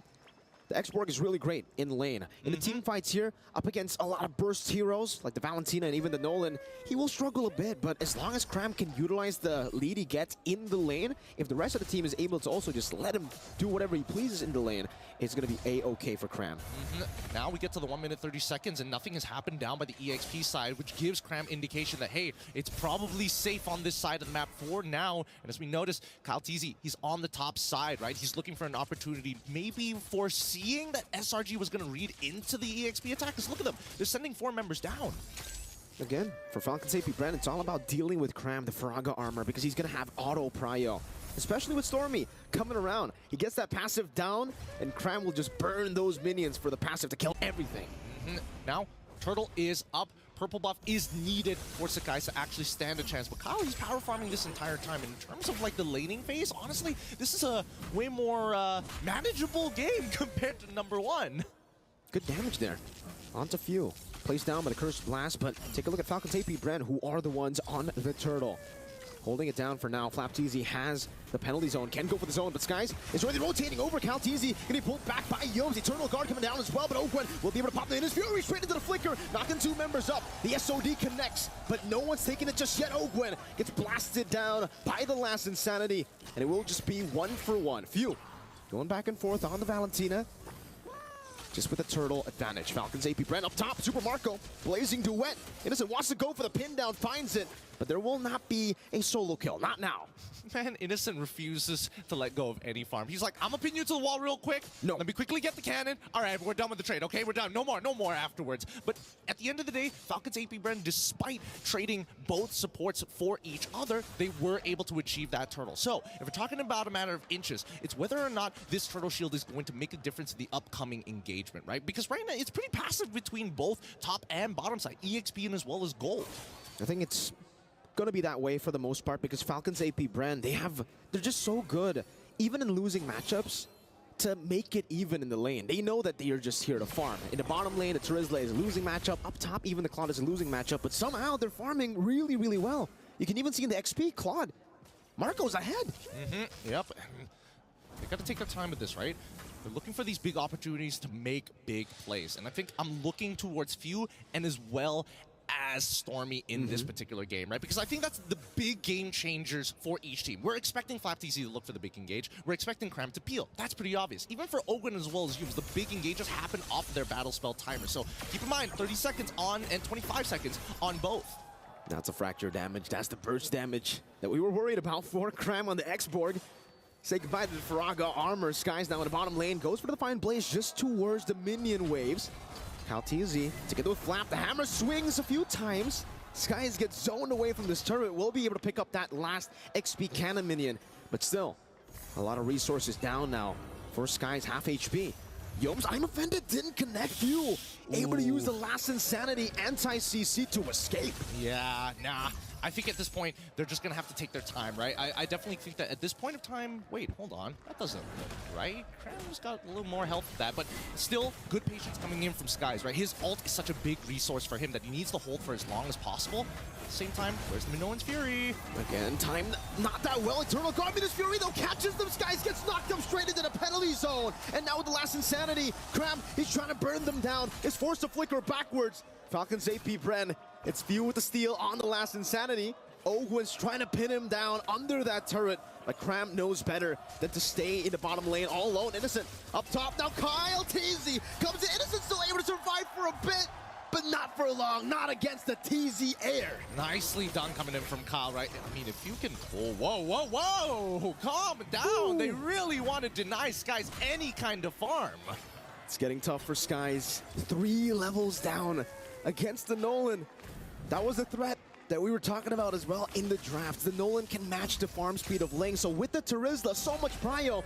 Now with Ogwen walking forward against Kram, Flap TZ can swing the hammer down with the cannon minion. The Skies will be forced to just go for that purple buff up top. Let's look at this replay one more time here, because again, the way, man, the fact that Kyle TZ just using the ult as a gap closer rather than I want the burst damage, knowing that Innocent still has his dashes, just goes to show Falcons AP Bren, they got really clean communication. Like Super Marco is informing him about what is available to make these plays effective. Calculated, always calculated.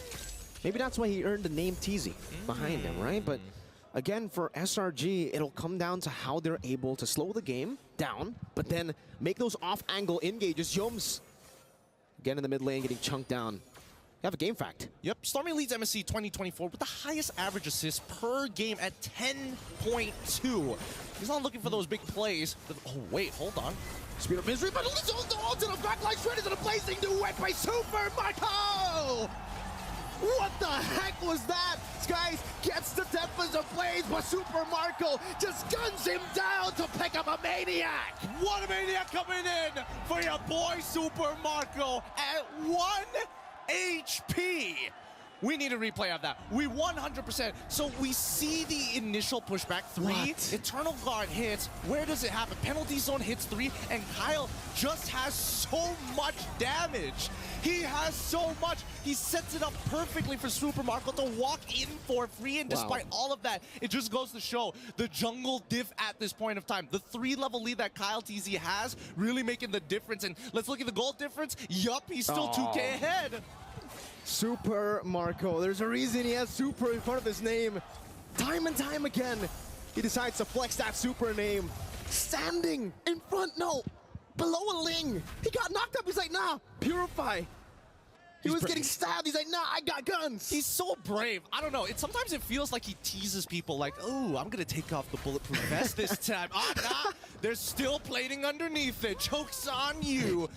But with this being said, right, Falcons AP Bren, they slipped up in game number 1 when Slango Red Giants hit a power spike, and they managed to out-micro them in a singular fight to turn things around and find that momentum. I'm expecting that Falcons AP Bren is going to take a much slower approach this time, and yeah, that's what we're seeing, right? They're not sending everybody. They're just, oh, if we hit it, then sure. If we don't hit it, we start backing up and waiting for the refreshes. It's all about poke, I feel, right, at this point of the game, especially considering for Kram, he wants to stay in these team fights for a long time. So if Falcons AP Bren can just burst that Faraga armor down, nah, you can't really do much anymore. You're going to be forced to wait for the reset, for the regen of the Faraga armor. But yeah, man, Super Marco. He's like Kakashi with his mask, but Super Marco with his vest. Technically, you take it off, there's another vest down there, there's another plate down there. But at least for Skies, he is looking for farm. On the right place, Yums. I thought he was going to be bursted down there, knowing how far ahead Kyle is. But he just walks up and Skies is able to get a trade. Few though.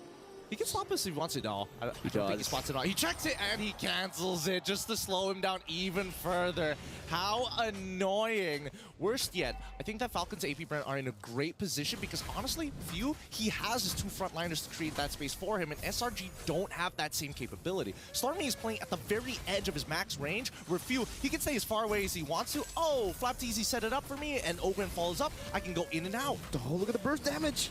On towards him, beating out the Eternal Guard for Peel. Skies is forced back as well. Kram is very low. and they can just stand there. Innocent up top, finding a turret, but look at that view again. Able to find the last insanity. That's a blazing duet. Those guys steals the Lord somehow, some way. Marco gets the unstoppable, and Innocent gets a turret. That's a tempo breaker. That's the clearest indication. Look, wait. Let's see. Look at the Lord health. We know what's going to happen. Tempest the Blades comes out the penalty zone. Lands first. Man. 2 levels. A millisecond off. Kyle didn't get his retribution off. He wasn't expecting it. That's really unfortunate. Oh my goodness. And not to mention, right, after everything they got, the Eternal Guard, they also forced Yums to actually flicker out of the way. Technically, that's unacceptable. Falcons AP Bren set that up perfectly. They had everything in their cards.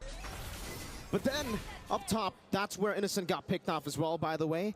But for SRG, Miracle Workers, Kyle walking up again, trying to get that passive down, unable to do so. Skies wants the 1v1. Jumps back forward, doesn't have the purple buff, needs to respect that the energy can be depleted. Yums able to escape Eternal Guard, knock Baptiste out. Penalty zone from Flap. Not connecting there. I remember saying Marco even almost getting bursted down. Forced to blink back with the BMI. But now Skies is looking for him, jumps forward, and will be able to find it straight into the Spear of Destruction. A shutdown as he gets out. The fadeaway jumps down, autos, doesn't even move. One more auto and walks off. Holy, SRG find a way to crawl back into this game despite everything that's happened. It looks like Falcons AB Red, they're trying to regroup here. I don't want to say that it was an overheat, but there are definitely moments where Falcons AP Bren were poking a little too hard for pretty much no value whatsoever. It could be an testament to SRG anticipating the pushback, or we could say that Falcons AP Bren, they were hoping for a little bit more from SRG. I don't know what it is, Gideon. Falcons AP Bren had such a big lead. Cram taking a whole lot of damage. Even the execute there on the Sky Piercer towards the Firaga armor.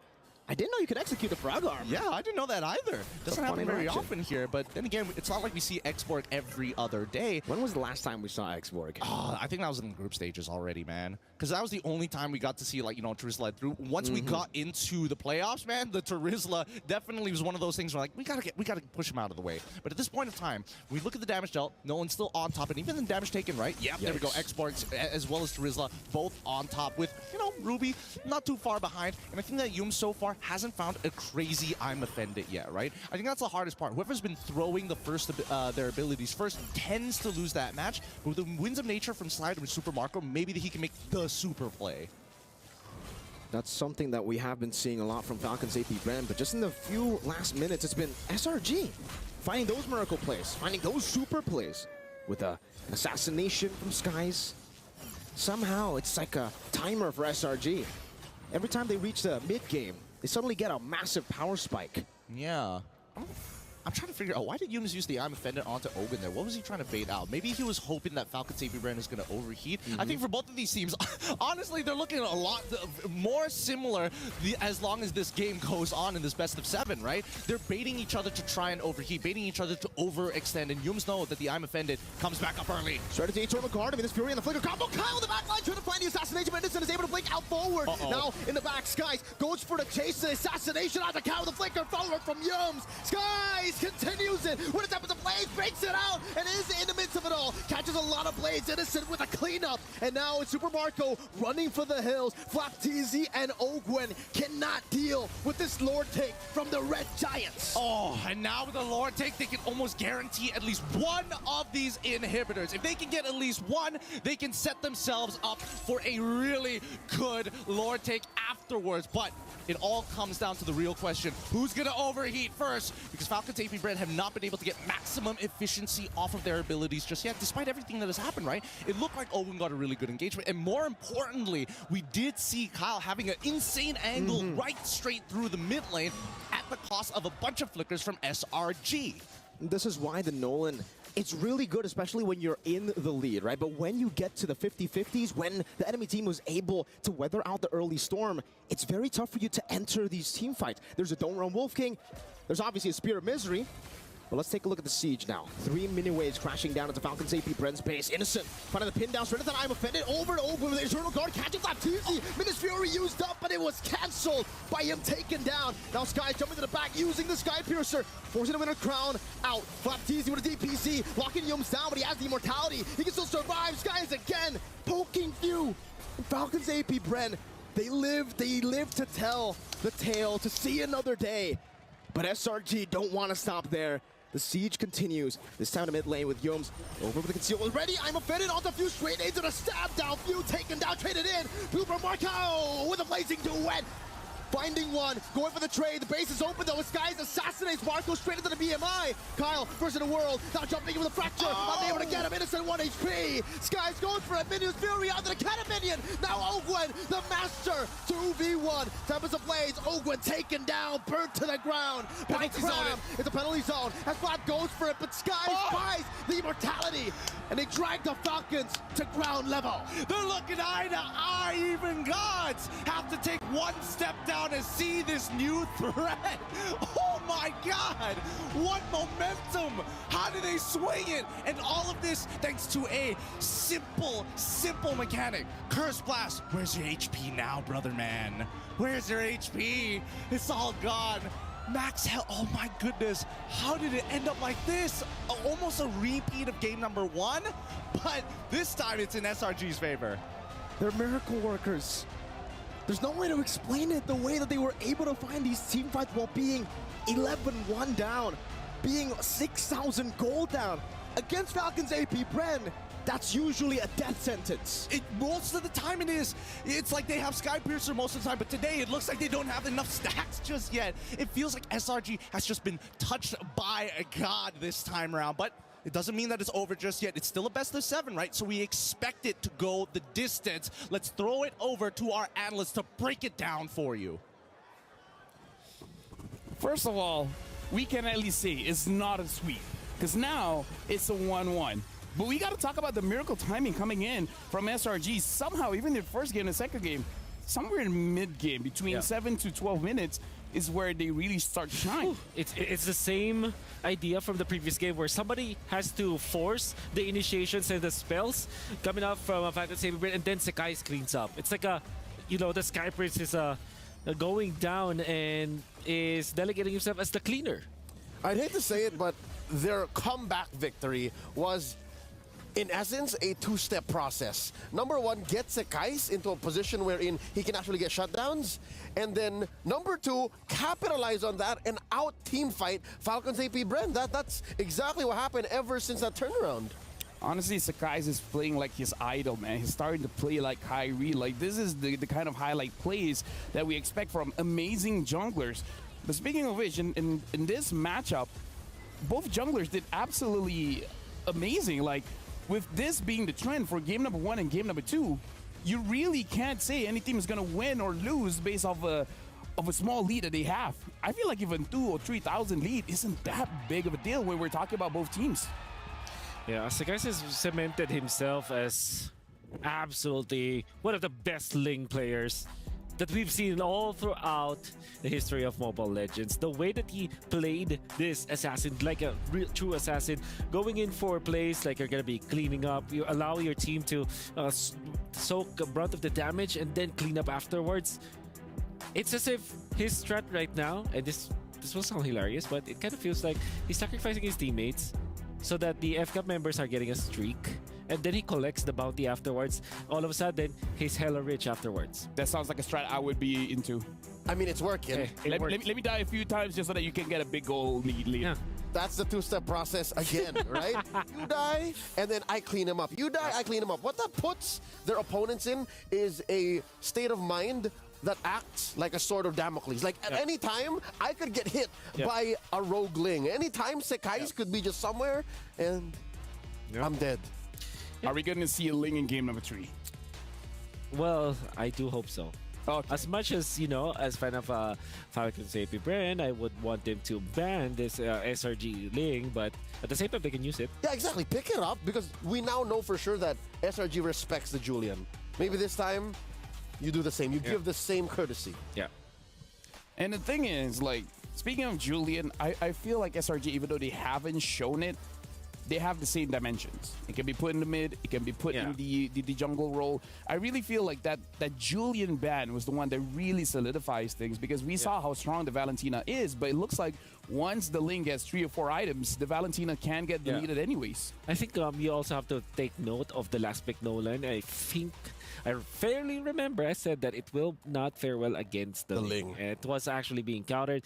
I understood when they did execute that it was early game centric, which was true. Nolan is a very early game centric hero, but come the late game, you see how it suffered. After one full combo, you have to get out because otherwise you'll be taken out afterwards. So that made me think like maybe there are other options there available for Kyle. Yeah, the Ling is, the Nolan is too much of a specific tool for a job that he can do very well, but take him outside of that situation, go past the 13, 14-minute mark, be inside your base, and as the Nolan, you're just wondering, like, what do I do with all these rifts? Yeah. So, Wolf, help us understand a little bit more. Let's dive right in with the Telestrator. Yeah, this is where all things went in favor of SRG. All right, so you're going to see this is the second Lord of the game that will eventually be in favor of SRG. And what I want you to take note before I play this clip is that the members of SRG will force the ultimates first from FCAP. FCAP will actually burn out all of the resources, and then they will kite them out of it. And I also want you to look at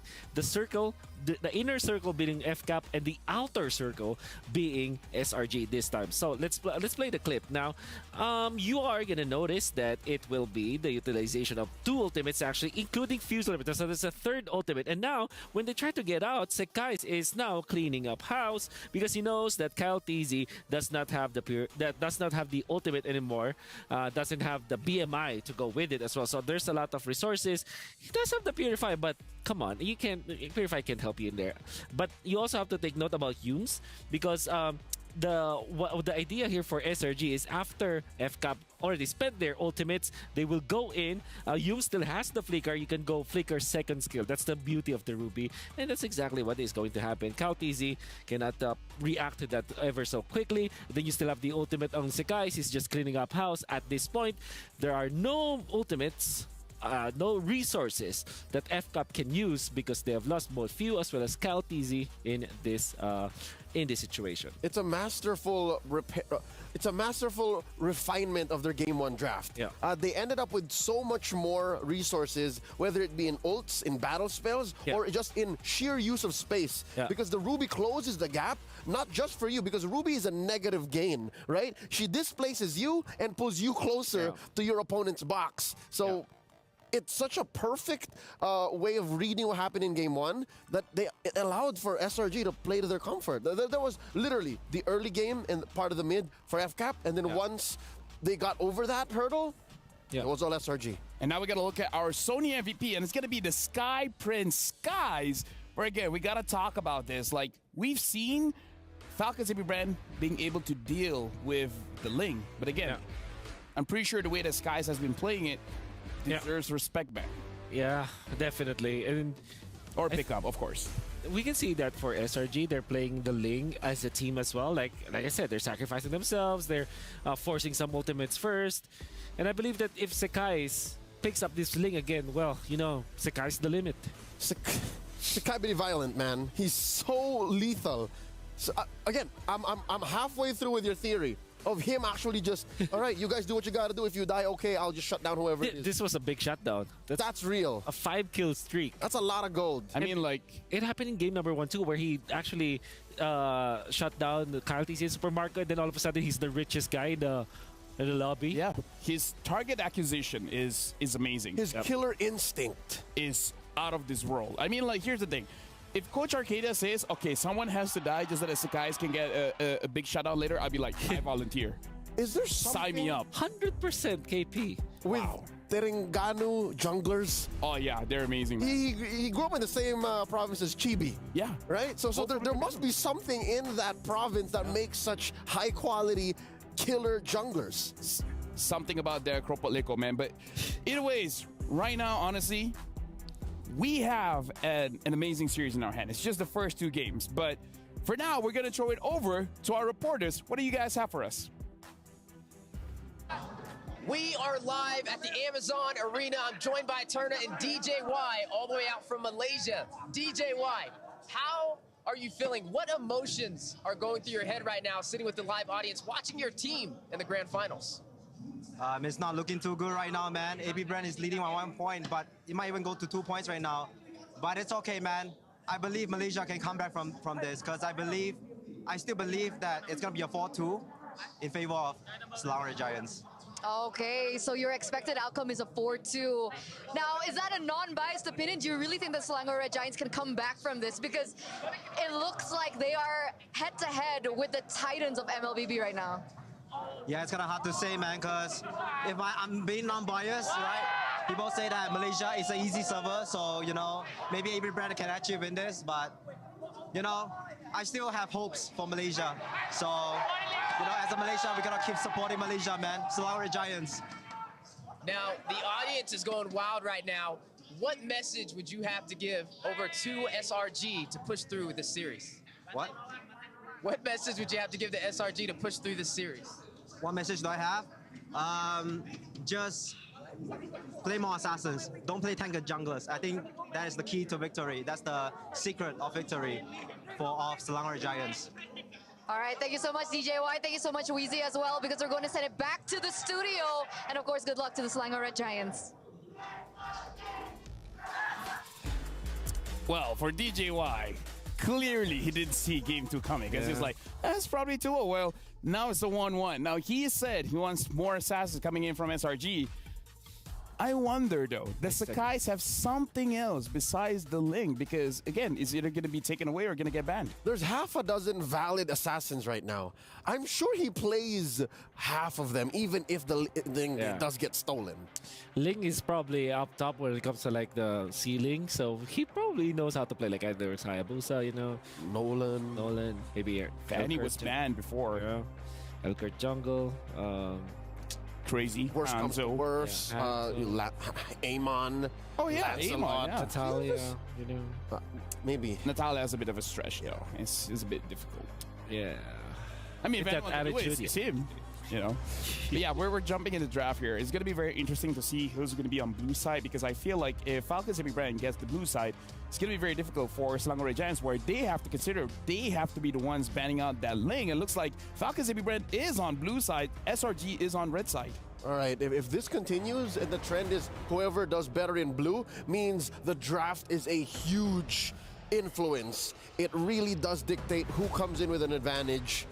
Now, wow. Yeah, they really respect. I can smell it. I can smell the Julian being at least here or the last ban for SRG, and then a Ling steal. Can we talk about how we thought that Falcons every Brad is like, yeah, take the Fanny, but it looks like they're respecting it enough to ban it. Yeah. I guess there's just a ton of problems that will arise if the Fanny was big. Like you're forced to pick up a Kufra or, you know, somewhere along those lines. You need a hard lockdown. You need a suppress to go with it. Maybe the Kaj. Yeah. And interestingly, after dominance in the MSC, the wild cards in the group stages and the early parts of the knockout stages, Luyi was king altogether with Chip. Queen, yeah. At this point, I think that it might be snubbed all throughout the series. Hold on. Now the Harif has been banned out. Looks like for both teams, they're willing to fight against the Luyi if anyone wants to pick it up anyways. But SRG, it's really on them at this time. Yeah. Either they're going to ban out the Roger, they're going to ban out the Ling, or they're going to have to let both of those go. Yeah. Okay, so yeah, Moscow perhaps is an additional ban here for FCAP. They banned the Roger, so this is definitely a race for the Ling. And SRG might be considering just banning that out because I'm pretty sure the FCAP will prioritize taking that. If that happens, if this is indeed the Ling ban, does FCAP go Luyi or Julian? I think they will go Julian. It just makes a lot of sense. Leave it out. Hey, Valentina's open too. That's true. And yeah, Valentina is an okay hero when going up against the Julian. So I think SRG might be just very confident about giving that Julian up and maybe just ban the Ling. It's like one of your, sometimes when you're like, okay. Let both of them open. Oh, We'll see. Do you want to take the Ling away? Pick your poison. Because again, like you guys said, they pick up the Ling. Maybe SRG picks up the Julian. And they can't afford to let the Ling and Angelo. Or can they? They already beat it. Yeah. Oh. So that's definitely the link for Falcons AP Bren. You answered this with a Valentina. Oh no, you answered with Angela. Julian. Whoa! It's their turn! I mean, again, like we just said, you take the Ling, I take the Julian. This right? Could be, yeah. Stormy. I'm sure you trust your boy. I trust my boy, man. Yeah. I trust The my mage boy. prodigy, I'm sure, has a Julian in him. Yeah, that's the thing. Like the last time he used the Julian, that was like what, season 10, season 9 or something like that. But years ago, my dog. But the thing is, when he's using the Julian, everyone else don't have to play. Yeah. He'll get all the kills. That'll be Valentina Moskov all the way, I believe. That'll feel great for the guys. Barretts. Barretts. How do you feel about this, Wolf? For you to pick up these heroes in the face of a Julian, which you know to play very well, this must be FCAP knowing the solution. Yeah, for sure. Yeah, for sure. But then that X was CC. I think you pick up the CC now if you're SRG. Honestly, right now, I want to bring in the casters because for both Gideon and Mirko, I'm pretty sure you guys are watching the pick and bans here. So just want a general idea from you guys. What do you guys feel about the first 3 picks for both teams, FCAP as well as SRG? We're kind of freaking out here. We were expecting the Ling to get first pick, but then afterwards we're hoping for Yuzong, another vehicle, deny them, and even from SRG side, like they can pick their poison whenever they want to. They can really do that. I think at this point for SRG, going for, I mean, they already have the Julian, they go for the Claude here, and I get it. For both these, it's all about getting the Julian and the Claude into the mid to late game stage and then battle it out up against this composition. Wait, is this a Yums, Angela? Because you're if you are saying what we think we're saying, then there's a this chance. is a mid Julian and There's a chance. Again, it's like it's not really Yums' play style, but Yums is the kind of guy that he's a soldier. You ask me to play Fanny Rome, I'll do it. It's actually a switch up in the dynamic. Correct me if I'm wrong, LaFell. Gideon, you're listening too. Because what I heard is Stormy says where to go, Yums drives. Yeah. Right? Stormy, so it's now Stormy doing the job and Yums just following up. I mean, if they do that, it really is like just saying to Falcons AP Bren, what you guys can do, we can do it too. Speaking of which, now we're looking at the bans here. Valentina getting banned out, Yuzong getting banned out. What do you feel about this, Wolf? Yeah, Valentina, just a valid ban. I thought that should be the 3rd pick of FCAP, but they chose to go for the Barretts. Understandable because they want to secure that lane. I believe that you also ban what maybe interesting. I want to see ban Kadira because I mean, we see SRG fought the Julian mid with a Phoveus. Maybe they have some kind of fighter situation in mid that they want to bring up as well. Yeah, Fury is the first one to actually rock the mid Phoveus. The mid Phoveus. So, yep, that's a pretty strong hero to pick up. But I guess another hero is maybe the Minotaur ban. They banned Tigreal instead. So I think this confirms Julian to be the mid, the jungle. I think. Oh really? Yeah. Huh. Because you don't Makes wanna sense. Yep. You kind of want to secure that the jungle farming pattern for the Julian. I was thinking they were gonna double down and invest in another jungler that's physical. Yeah. Hence why they banned out the Tigreal. Yeah. And then SRG goes Ruby this time. I think it doesn't. It just makes a lot of sense picking up the. What about a CC? Yeah, I still feel the CC is a great pick. It's gonna show up. It's gonna show up for sure. Maybe last pick, or maybe this pick actually. Yeah, no matter what, that's going to be CC. They're just gonna make sure that it's clear. But Ruby is a very safe pick here, the 4th pick, because it's not countered by anything at all. It has great synergy. You can put it in the XP lane if you're forced to do it. I see the world where it is actually picked up as the XP lane. Yeah, I compromised the link too. Like you show it a second of weakness. It's not gonna happen. Okay. Unlikely unless there's still room. There's still room for a Ruby. Casters. What do you guys think about this Tamus pick against the lineup that Falcons AP Bren have been showing? I think that, honestly, it's coming to a point where what exactly are they trying to do? And I think it's going to be playing for these early first turtles to try and get to that mid game like Mirko was mentioning just now. And from FCAP's side, I mean, they've got to have some strong answers to this because the Barats already should be able to clear faster than the Thamas. It's all about capitalizing on the mid game, yeah. It's all about capitalizing on the team fights because what the Thamas allows SRG to do is it allows kind of the whole team to buffer the engage, whereas the Moskov will have to really be careful as to how he actually goes into these team fights, and if he does go in a bit too early, the Vengeance will maul him. Yeah.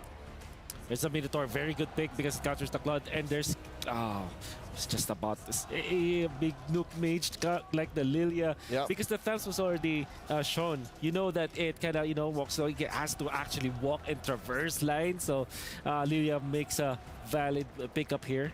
I love the adjustment. FCAP just says, you want to fight slow? Let's fight slow. Let's make the fight last forever. Yeah. If there's any player who knows how to make a Thams work, that's Flapteasy. He won a season championship off of that hero, playing very aggressively. So now it looks like they're going to try to tempo out SRG. Rock looks decent for SRG, but I would say maybe an Edith. Maybe they'll just go back to the Edith. Oh, okay, the anti-Ling strat, of course. He's going to be on Kyle TZ for minute 0. And this is Angela Hilda. Okay. That's scary. That's actually really scary.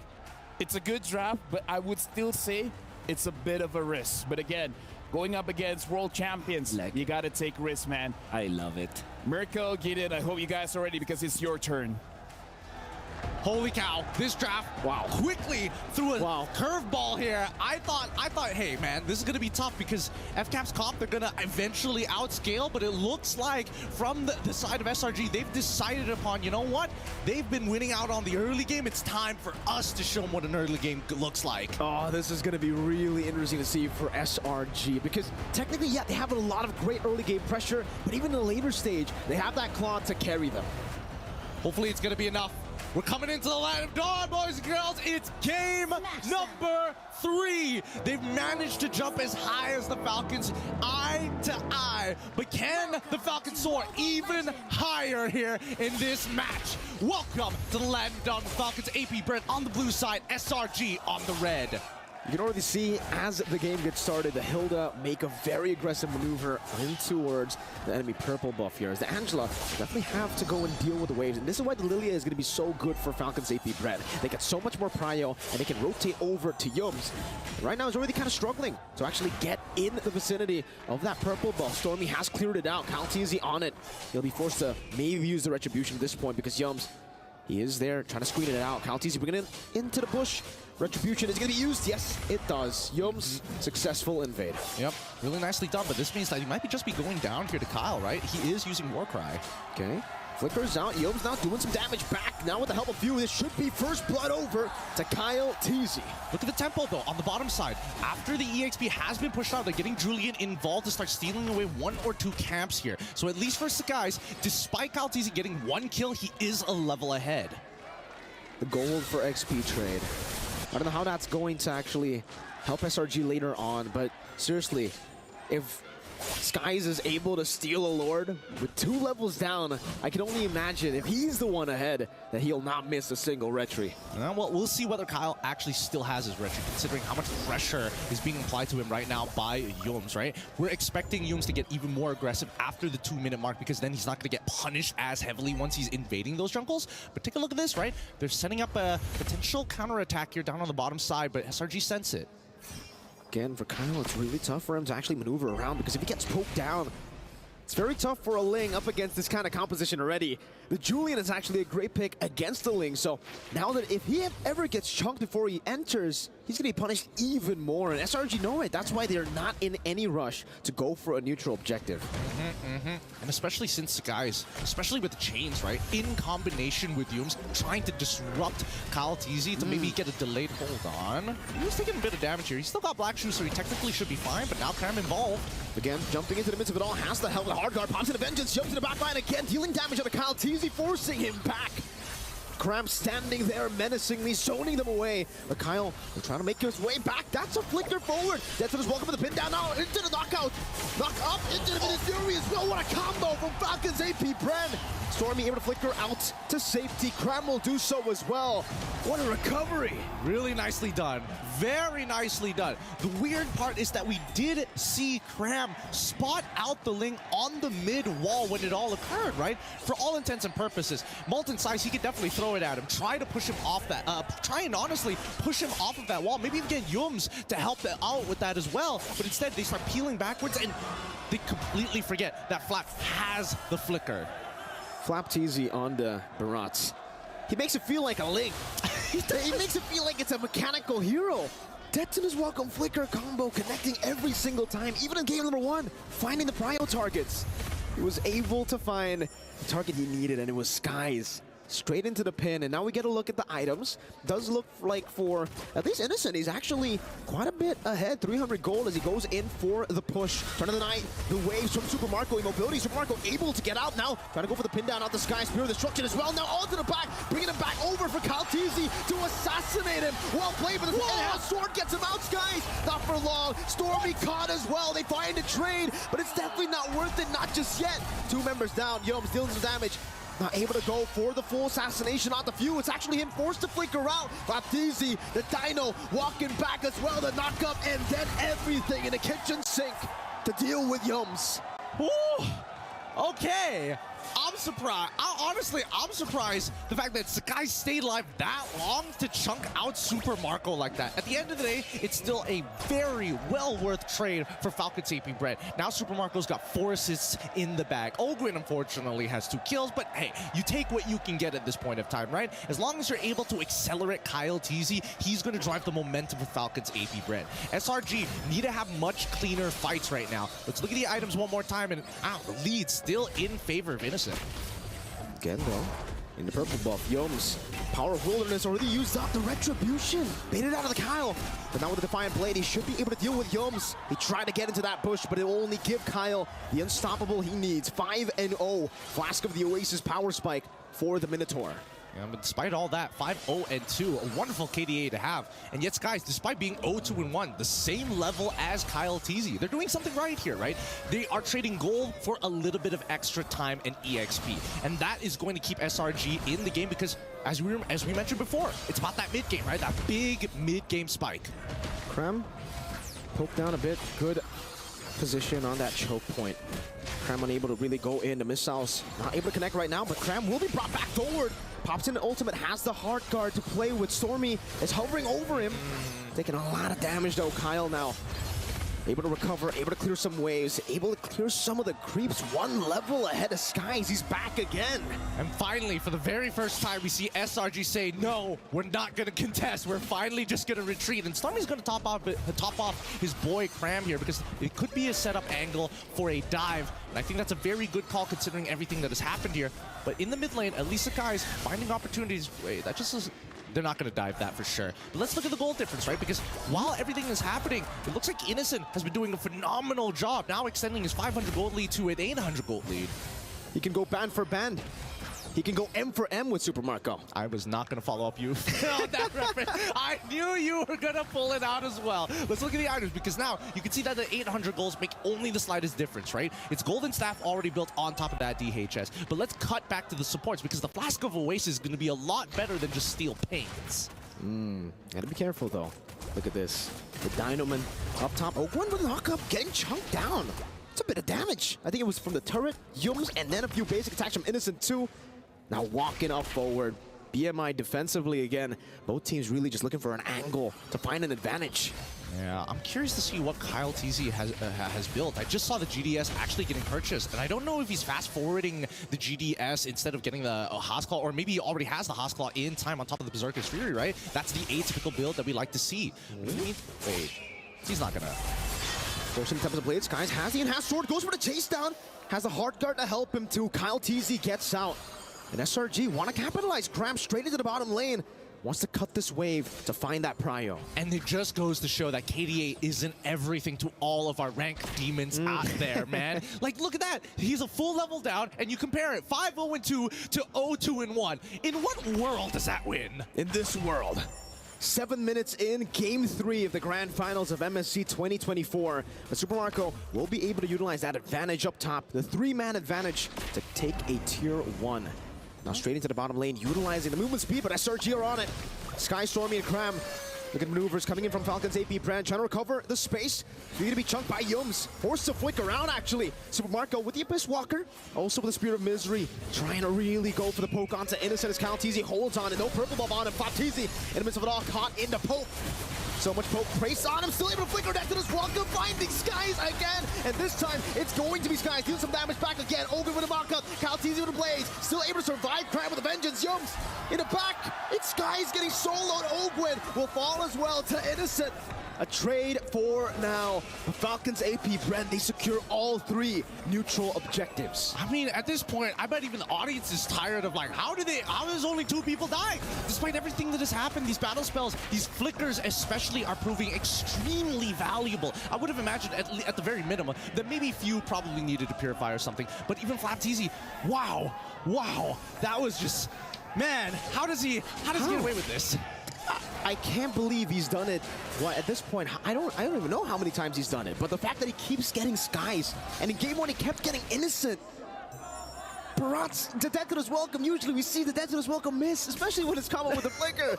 This guy still gets it every single time. Man's got aimbots somehow. It's inbuilt to his fingers somehow. I don't know. There's no explanation for it. There is an explanation. Good. What is the explanation? Toby Maguire got bit by a spider. Flapteezy got bit by a goat.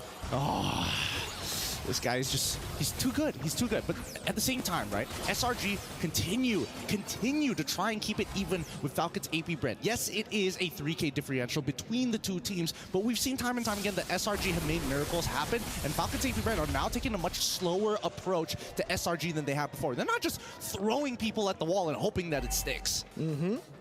Here, though, you can see Yom's trying to screen out Skies, able to clear out the mini wave in the bottom lane. And again, for Selangor Red Giants, they have a really good way to actually minimize their losses, right? Every single time they're actually behind, when they don't have tempo around the map, they're still able to catch every single wave while also denying any pickoff from happening, which is very, very impressive up against a team like Falcons AP Bren.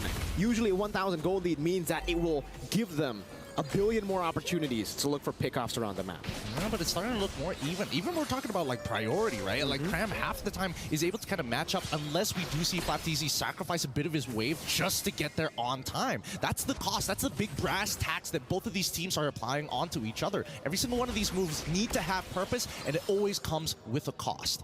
That being said, though, this Lord Dance is going to be extremely important for the 2. The worst part about it is that Falcon's AP Bren probably can do it slightly better thanks to the help of Ogwin on this Minotaur. Slowly but surely, again, for Falcon's AP Bren, this is the new version of the Lord Dance. With the changes, it's all about the Lord, do we call it a step? It's a tap dance, kind of back and forth a little bit, you know? It's a tango. Yeah, it's a tango. It's much more of a tango than it used to be, than just sitting and doing the waltz, right? But at the end of the day, Minotaur is really, really good at... Ooh, almost catching him with the enhanced chain, but Kyle still able to utilize the Finch poise. He is low, though. He'll get the motivation roar. He'll get that sustain.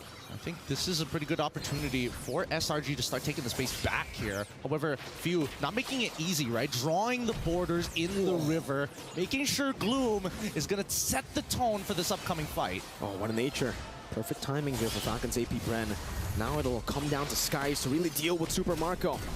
Yums in the front, trying to deal some damage on the Flapteezy. Will be able to do so as Cram walks up forward as well. Jumps into the midst of it all, still able to pop the ultimate. Now Innocent, deals some damage, jumps in the midst of it all again, jumping forward, Super Marco. Where are they? But Skies goes in for the assassination, still able to find a Spirit Misery. That's his welcome in the pin down. But now the winner Cram from Skies, he tries to stay alive, but Kyle Teasy is an absolute monster.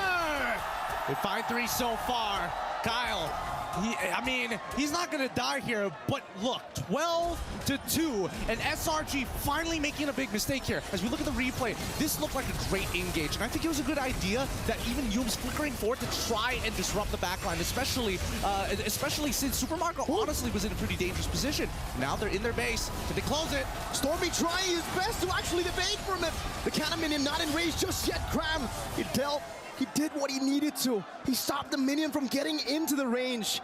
But still, it's another 2 members down. At this point, like you mentioned before, Wind of Nature came at a very convenient time for Super Marco. Without that, he probably would have died to Sakai's or wouldn't have enough health to actually survive from him. Luckily, he still played it as best as he could. Oh, God. Yom's pinned down, flicker forward, and has sword from Sky, Spear of Destruction! Super Marco with a chase forward to find a double! A statement piece by Falcons AP Bren with a double kill from Super Marco. But they gotta breathe for a moment. These chain deaths from SRG is supercharging Falcons AP Bren as they're pushing the momentum to the crystal. The base wide open, Super Marco will deal with him, but he'll go for Cram just first. So Marco taking a hold of his out with the vengeance! And the turret shot takes him down. Cram against the world, now it's Stormy against the world. He'll still be able to survive. You chasing him down is a mistake! Falcons AP Bren, they still have a Lord to play with. Innocent and 4, Sakai's already back alive. Falcons AP Bren, did they mistime this, unfortunately? They did. They recover. Let's breathe for a moment here because we know that this whopping score might just mean nothing in just a little bit. So far, goal differential, a full 7K ahead. When we look at the items, the Winter Crowns have already been purchased since earlier, but now even more people have it with more invulnerability frames to work with. At this point, the question really is, SRG, how are you going to make this miracle happen again? Can somebody deal with this Daytona's welcome from Flat TZ? And more importantly, Few. Now that he has the Ice Queen's wand, it's very dangerous to walk up. I think it's all about Skies with the Enhanced Scythe. If he really wants to deal with Death in his welcome, it's all about him evading and then trying to melt Flat TZ down. Look at Yums going in onto Few with the Power Wilderness. Cram as well, forcing the Black Shoe. Skies right there, goes in for some damage with Lazy Dude. Few still able to escape, but Yums chases him down. Skies with a crowd in the midst of it all. Though when he gets isolated, Skies will too. Flap TZ, Detona's welcome, now into the mid, pinning him down straight for Super Marco again! The Spear of Destruction, whiffing this time, Stormy able to survive. The same two members, Cram and Stormy. Can they do it again? This time, dodging away from the missiles, able to go for the clear onto the waves, no lore to play with. Have they survived again? I think it's fine for SRG. It's going to be hard to close it out at this point in time with 3 members still alive, right? But they trade 2 for 2, and I think at the end of the day, it should be good enough. Oh, no. Hard guard, and the ultimate now turning things around, forcing to win a crown from Flap TZ. He's going to be melted down, but so is Cram. Super Marco with the help of Kyle TZ. Picks up a double. The mini-wave still there. They're going to go for it, and they will secure game number 3. Oh my goodness, this game is coming down to the inches here. The chain deaths coming in from SRG side, supercharging and doubling the momentum generated by Falcons AP Bren. Put them in such a bad spot. Miracles only happen when you work for them and you make some good decisions. That one was not on top of the list. Well played. Falcons AP Bren, they really adjusted to the mistakes they made in game number 2. They weren't composed enough. They weren't controlled enough. And in game number 3, they decided it's all the way from the start to the finish. Consistent step-by-step process. Falcons AP Bren really showing why they're some of the best players and the defending world champions. I think that SRG, unfortunately for them, this is going to put them in their place a little bit more. Falcons still in the air. They're still punching up towards them despite being giants. All this time, even after the miracle defenses, Falcons AP Bren still fly above the rest. Well, analysts, it's time for you to break this down. What could both of these teams have done better? I mean, I feel like we can go very different angles here, but I do have to say for the 2 games that SRG lost was with that Angela. Even though it did look good, but it looks like it's not good enough to get that W. I hate to say it, during the draft, we were all saying, hey, maybe it's time to put Stormy on a hero that is actually proactive, that has the mechanics and the damage to output to actually put the team on his back. But no, the glaring thing here for me personally would be the hill down Yums. We saw it as a bold choice. Yeah. Definitely one way to maybe stop Kyle TZ's Ling, but in essence, it's such a reactive hero. I really didn't feel much of Yums. Gimmicky. They were a step behind for the most part. And okay, so my argument to that is it works. This is I would say this is a regular season or a group stage kind of answer to the Ling, right? Because you can see that it can easily like trump the early stages, and if it does become successful, it's gonna be great. Ling is gonna struggle. However, this is the grand finals, and they have solutions for that. I'm sure that prior to picking up the Ling, you're also prepared for that. So I think that if you dedicate taking the Angela and taking the Hilda, then just to answer one pick, exactly, that's not that economic if you think about it. It was a permanent solution to a temporary problem that, you know, maybe even FCAP was ready for. Honestly, not just maybe. They literally were ready for. It's very rare that you don't feel Humes, especially since he started playing for SRG. Honestly, the one that really seemed to be a problem was Flap as well as Few on this Barats as well as the Lilia. The Lilia did her job very well, zoning out SRG far away. Okay, so what you achieve from this pick, right? If you pick up the Lilia, you get late prio. You trump the Angela in a mid versus mid matchup. There's no way the Angela can win that matchup. Then you get out of the lane. You super serve your teammates by applying the damage because you're uncontested in the first 3 minutes or 5 minutes of the game. Come the second turtle, you're actually a force to be reckoned with. And come big team fights, you almost undo the doorstop that is the Tams, and you even outlast the Hilda because you drop the glooms, you blow them up with the shadow energy, she hides into the bush, and then next thing you know, she comes out. You can do the same thing again. There's very little that it costs Few to push out 2 or 3 members of SRG. And a little tech there for that it kind of counters the Julian is that the Julian wants to go all in for marksman, your position for, but it's almost like not a choice at all. It's not like going for the Lilia isn't even part of the choices there for Sakai's because it's not worth it. It's a waste, honestly. Yeah, again, because of the black shoes as well. Like, if you don't burst in, I mean, like, Few is probably waiting for that to happen just to press the alt. Not to mention, he also has free ways to check bushes. Right? So, again, already for 2 games now, prior to this one, Sakai's has been playing the Ling. He can come in from any angle. He has a free go at the back line. Now he has to go through bushes, which most likely has a shadow energy or gloom in it. And then he also has to be honest about his engages, even if he does have a Hilda checking forward or an Angel as a backup for his entry. It's SRG across game 1 and 2 were a step behind. Either way, can we say that this Lilia pick was absolute genius? It really stopped SRG from doing whatever they wanted to do. It was. It's the anti-assassin build. At the same time, you have the Minotaur to because you pick up the Lilia, which usually, you know, the mid laners are kind of backed up by roamers. Lilia is very independent. In fact, the Minotaur had Ogwyn had a time of his life in a way that he was able to achieve whatever he needed to achieve because he doesn't have to take care of another hero in the mid lane. What the Lilia Minotaur brings is a mobile box. The Minotaur defines where the box is, and then the Lilia sets where they can push forward, which is why often in this game we see more than I think the regular game between other teams is the flicker forward Minoan Fury, because you know that the Lilia can follow up. You know that it's more than just a singular CC to maybe push forward or to disengage. It's always CC plus extra. So part of the loss here, is it that SRG really fumbled the draft? I wouldn't say they fumbled. I think that it was just an over investment onto answering the Ling. At the same time, you go for the Hilda. It looked like it worked. I think that it's not about them countering the Ling at all. It's more like they're putting their important players in a spot where they're not able to play their game. Storm is not playing the best game of his life. Humes, I really like him with setup heroes. With the Hilda, you're very honest. No hiding. You're just literally showing everywhere. There's no surprise factor at all. What's the highlight for the highlight maker if you're a Hilda? Exactly. No, I agree. But now we got to look at our Sony MVP. And it's going over to Kyle Teasy. So looks like the name of the grand finals is the Ling. Yep. It's the Ling. I'm proud of how Kyle has stepped up to the plate.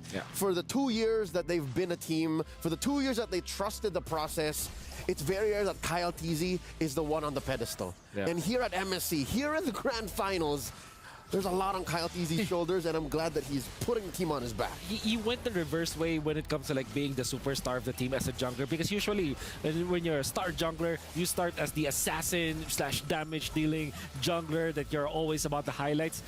he started. He was known because he's assassin plays, but he got famous because of how well he utilized the utility heroes. That was the meta at the time. That was the meta. He did his sacrifice. Now it's time to shine.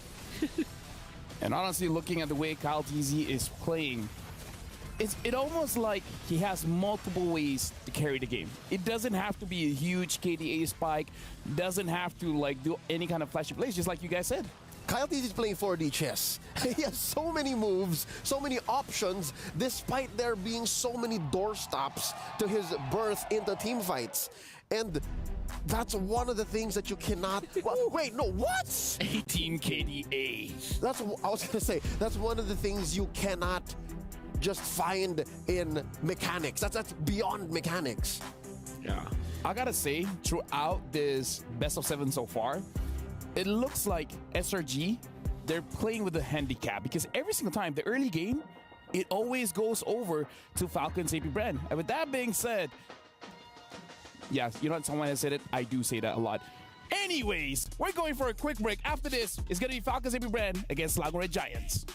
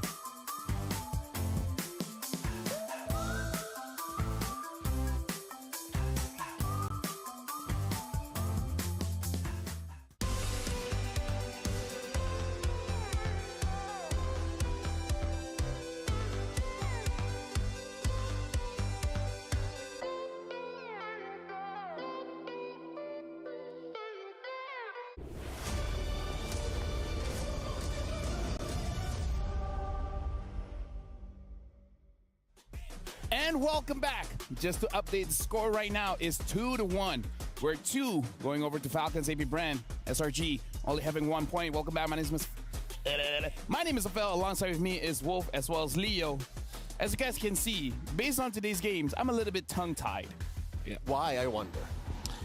Well, who knows, right? Who knows? Am I right, guys? Am I right? You have the right to feel that way because thank you.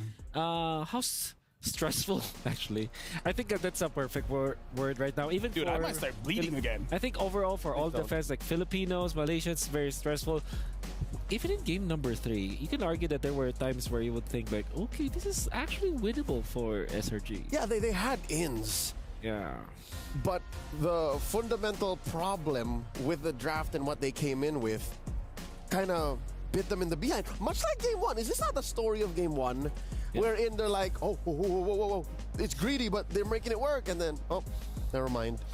Yeah. Well, now we're jumping back into the draft here. SRG, blue side, Falcons AP Bren, red side, betting on that Julian. So it has to be a Ling Bang. It has to be a Ling Bang. I agree. Take it away. Take it away. Like, we've seen what happens when Skies doesn't get the Ling. Get out of here. He's just too good. Yeah. That is the most respectful way I can say it. Yeah. He's just too good. Yeah. Or open up the Angela, tempt SRG to pick up this Angela once again. And you know what else is actually forced out when you pick up the Ling, as well as the Moskov? If you go Ling Moskov, you're already very greedy, right? Yep. That means that Cram will be forced to a hero that skills as well. Yeah. I mean, that's what happened. Well, game number one, they tried for the CC, which almost worked, but then it was still very greedy. Cram is a player that wants to have at least some farm in him, right?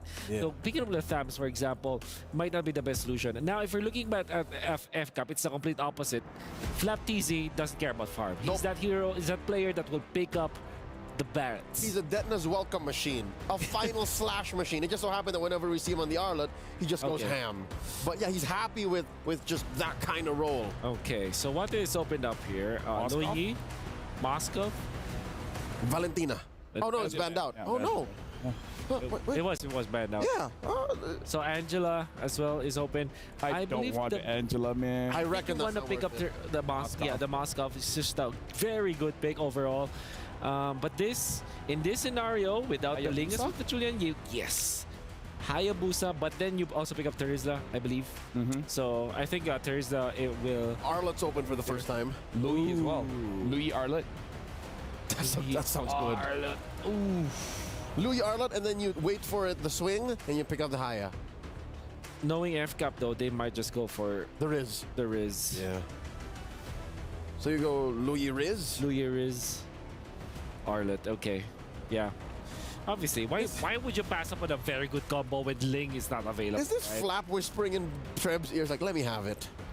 Now we got a player quote coming in from the assistant coach, Ozora Vecchi from Selangor Red Giants. Ducky is really smart. Falcons AP Brad have strong priority picks and good understanding of the meta. He's the reason Falcons AP Brand is able to stay consistent. Yeah. Okay, they still want to pick up the Louis because, I don't like it going up against Arlet overall. And then the Claude also is a problem for the Louis. By picking up the Louis into the Arlet, you essentially feed yourself to a five-man final slash. Oh, I love it. You don't want that. I feel love like it. It's risky. Okay, here's the thing. Wolf, you like it. I love For it. me, I feel it's risky. It's the Fanny. We're talking about the Fanny, folks. Let's ask the casters. This Fanny pick. Casters, give us your insight. Here, let me just explain to you. Our reaction to it, well, at least Miracle's reaction was, oh, that's good. And I'm just like, I don't know. I agree with you, LaFell. It is quite risky. Why is it that us that's trauma. That's just PTSD from relations, honestly. But we've gone through a lot. All the more, I think I'm gonna side I'm gonna err on the side of caution because they picked up on a Kyle Teasy, you know. I see what you did there. Because again, you bring out the big guns when the Fanny comes through for the first time in the series. This is Kyle Teasy's first time on a utility this series, so that means they're ready for this. It came out what 5 seconds after the pick. Yeah, definitely the answer. Or also massive combo with the Arlot. But you know what? I think this is the time where it will be damage dealing hero for Flap. So it will be like dependent on like the damage. Like maybe like a pack. Like a pack, exactly. Which is Flap great versus this Moskov. I think the best hero overall though is Yuzhong with the Petrify. You can actually hunt for Innocent. Hunt for Innocent. You can also hunt for the Fanny. So if you're SRG, if you're paying attention, ban the Yuzhong. That's gonna be a problem for you. Faramis? A Faramis. Right? Denying the... still no mid laner for FCAP. No mid lane. Yep, there we go. Faramis ban. I play MLBB. Yeah? Sometimes. Assassins generally don't like playing up against the Faramis, so... I understand. Very good ban. You ban... Tigreal perhaps if you want to double down. Yeah, no, there's a lot of... All 3 heroes for FCAP are physical, so the Yeah. Tigreal would be a smart ban here. Yeah. Innate Kira. Oh, okay, of course. Cover your base. Oh, they're not going to risk it. They'd rather deal with the implosion. Yeah. What is Stormy play here? What if they... Aurora? What if they pick up the Tigreal themselves? They can on the clapback. And then Arlott from Flap TZ, just like in Ooh. M5. Ooh. Just like the other day. Just like the other day too. So that opens up a lot. Like you already have Implosion, you have the knockup from the Tigreal, they have the Akai with infinite amounts of vengeance juggles here coming out from of the Arlott if ever they do pick up the Tigreal. However, I still feel the Yuzhong needs to be banned here for SRG. They gotta pick their poison. It's the Crockett. They're covering up the roamer choices, I see. I wonder what Humes wants to play because again, he's the highlight maker. Yeah. Highlight makers, Cho, Ruby, that kind of picks.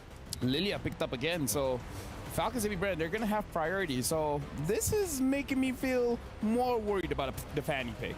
Yeah, but maybe a Lolita for Humes? Lolita's fine, yeah. Going up against a Claude, I think... I don't like the interaction with the Lilia though. She Yeah. just tears through you. What else? Maybe they snatch a Tigreal, I guess. But the thing is, Falcons and Bren, they have a lot of ways to survive, right? The Purify from the Lilia as well as the Claude, the Akai with the innate Purify as well. Disengage, yeah. So it's kind of like, I can see the Tigreal pick, but I feel like it's gonna get countered so hard. How about Aurora for SRG? Yeah. Looks to be Aurora and then Tigreal. That's a really good combo. It opens up a lot. It's the Cho. It's the Cho Novaria. Chovaria. Okay, now FCAP. They are the ones who's gonna pick up Lolita. Yeah. Go. SRG have to fight very specifically and they have man. to be proactive. Good start for SRG, but FCAP, the last two. They found the answer. They found the answer. Lilia Lolita. I refuse to give any opinions. PTK combo. My job ends here. Thank you very much to the analysts, Mirko as well as Gideon. Good luck for this game. Yeah, we're gonna need some luck on this one because I think that Lolita pick solves a lot of the problems. Single target lockdown, big disengage, big re-engage with the flicker, the shield to say no to Innocent for once. Also, the Lilia with insane mid-prio, so they can actually go for the invades a whole lot. Utilize the Arlott, utilize the Akai as well. Try to go for the purple buff for the Fanny, and if Skies doesn't get the purple buff, I think it really looks like for Falcons AP Bren, purple buff number 2, they're gonna start threatening it. Well, hopefully it's going to be enough here. Again, a lot of factors are coming into play. Whether or not Cram is able to find that priority to contest for it, whether or not we are going to see sick guys make miracles happen once again, this time on an even more dangerous pick for the early game. It's time for game number 4. SRG now on the blue side up against Falcons AP Bren on the red. It's the battle for match point for Falcons AP Bren. 1 game away from match point for SRG, a bit further on the climb.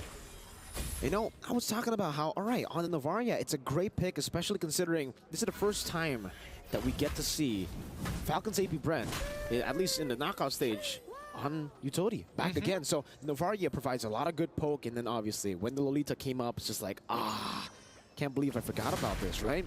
The pick that was able to send their bitter rivals, Liquid Echo, in the semifinals out. They were able to counter Edith and carry, it was. Yeah, and I think that the Cho pick is actually a pretty good substitute for it, right? Because again, you're fighting for that mid-prio. You are going to take some damage. You need some way to kind of not only defend yourself, but clear that waves effectively. Here we go. Good damage down. Down Flap TZ goes in still. Flap TZ still able to use the vengeance, but now the swing of the hammer skies with first blood. Did he forget that Fanny was in play? I don't know. That was kind of weird. That was kind of weird from Flap. He definitely could have like completely disengaged, but let's see if they're going to get... Ooh. No! Another one on top of that! Great start for Selangor Red Giants. A kill onto Skies, a kill onto Cram. That's XP Prio and Jungle Prio. I think that honestly solves a lot of the problems we were worried about for SRG. Now the early game is actually somewhat doable this time around. Maybe, I don't know, it could just be like blue side being the ultimate side at this point, right? Is that? I think that's what we're kind of devoting it to. So far, that has been the case, and now again, Yum's able to clear out the mid lane. Level 4 advantage for Falcons AP Bren. But take a look at Flap TZ. Uncharacteristically, not level 4 at the first turtle. Cram swing a hammer down. FlapTZ down to half. Yums dealing some damage again as Cram pops in a penalty zone. CalTZ in the midst of it all right now on the neutral objective. Will be able to find this. Flap gets the shielding. Spear of Destruction. One last shot should do it, but Flap again is able to survive with just 1 HP. Skies on the chase, finds him with the first Flap. Still able to go for a lot of those shots, but the cables are inevitable. He's mad. FlapTZ's mad. He's like, oh man, maybe Yums just didn't see like the little slight bit of green left on his health. Let's have a look at this one more time. As Skies, again, great call on this one, right? For all we know, FlapTZ, he hits level 4 just in time and tries to sustain through that damage. If he connected with that final slash, that could have bought him at least one more second of time for somebody to find the trade back, especially since Ogwin on this Lolita has single target lockdown with the charge. At this point in time, with Fanny having an EXP lead, that's a great... Wait, now they have prio over this. Are they going to send the mid lane over to it? No, they're not. No, it's just back and forth again for SRG. They have this lead, so no real reason to actually force a lot of these fights. And you can get to see that interaction with the Bulwark, sending it back towards the Navaria. But SRG, actually, they're holding out in the mid lane very well, too, when it comes to clear away the Dragon. Locking Ogwin down straight into the Blades of Skies. 3-0. That was a great idea. This is a great idea. This is why I really liked the Cho pick when we see Yums play. Yes, he wants to make highlights, but at the same time, there's a lot of interesting interactions, and most importantly, he can cancel out Ogwin's Numenon Blast early. He can kick him out of position, and the same can be said about CalTZ when we come down to these Lord situations. It's how do we utilize this Way of the Dragon effectively? Good Black Shoes usage there by Few, able to evade from Skies' damage. But now he's on the purple buff, and Yums will have to buy some space. Stormy in the mid lane as well, trying to clear it out. Trying to get this prio for Skies. CalTZ already jumping onto Yums, trying to find a trade for the purple buff. But Yums is going to be caught, forced to flicker out. Super Marco on the chase, the flicker. No flicker. It's just a few recalls. Innocent with a pin down in the mid lane. What happened? Few got picked off. I mean, everything is happening all at the same time. He's caught mid-rotation here, and now the penalty zone to look for more. Oh, Spear of Destruction as well. Now he's going to be Innocent. Caught in the final slash, so able to evade right now, but the Numenon Blast is able to connect. He has the Purify. He baited out the Vengeance straight into the kick. Into another spear from Innocent. Dude, talk about well-played Innocent there, right? He purposefully delays until he sees the engagement, the Vengeance coming in from FlapTZ, hits that Purify so that he's stuck. Once he's on top of that Moskov, he's got nowhere else to dash because it goes on cooldown. Skies with the cables. Oh! He's able to steal it away again! This time a level ahead. It's not about the players anymore. It's blue side. It's something about blue side, right? It's sorcery. How is this fair? How is blue side so dominant in this game thus far? I thought the draft coming up for Falcons Ape and Bren is honestly not that bad, but considering these early interactions not falling into their favor, it looks like SRG really taking advantage of every single bit here. But same like last game, that mid-game spike from Falcons AP Bren. We need to see that happen. So far, CalTZ hasn't been able to create too many opportunities just yet, but that's all due because some people are getting caught off. Other times, you just don't have the battle spells. Man, I just keep remembering now with this kind of performance on the Assassins versus the Utility, I keep on remembering and recalling that interview with the Malaysian content creator. What is his name? I think it was DJY. He said, go Assassins.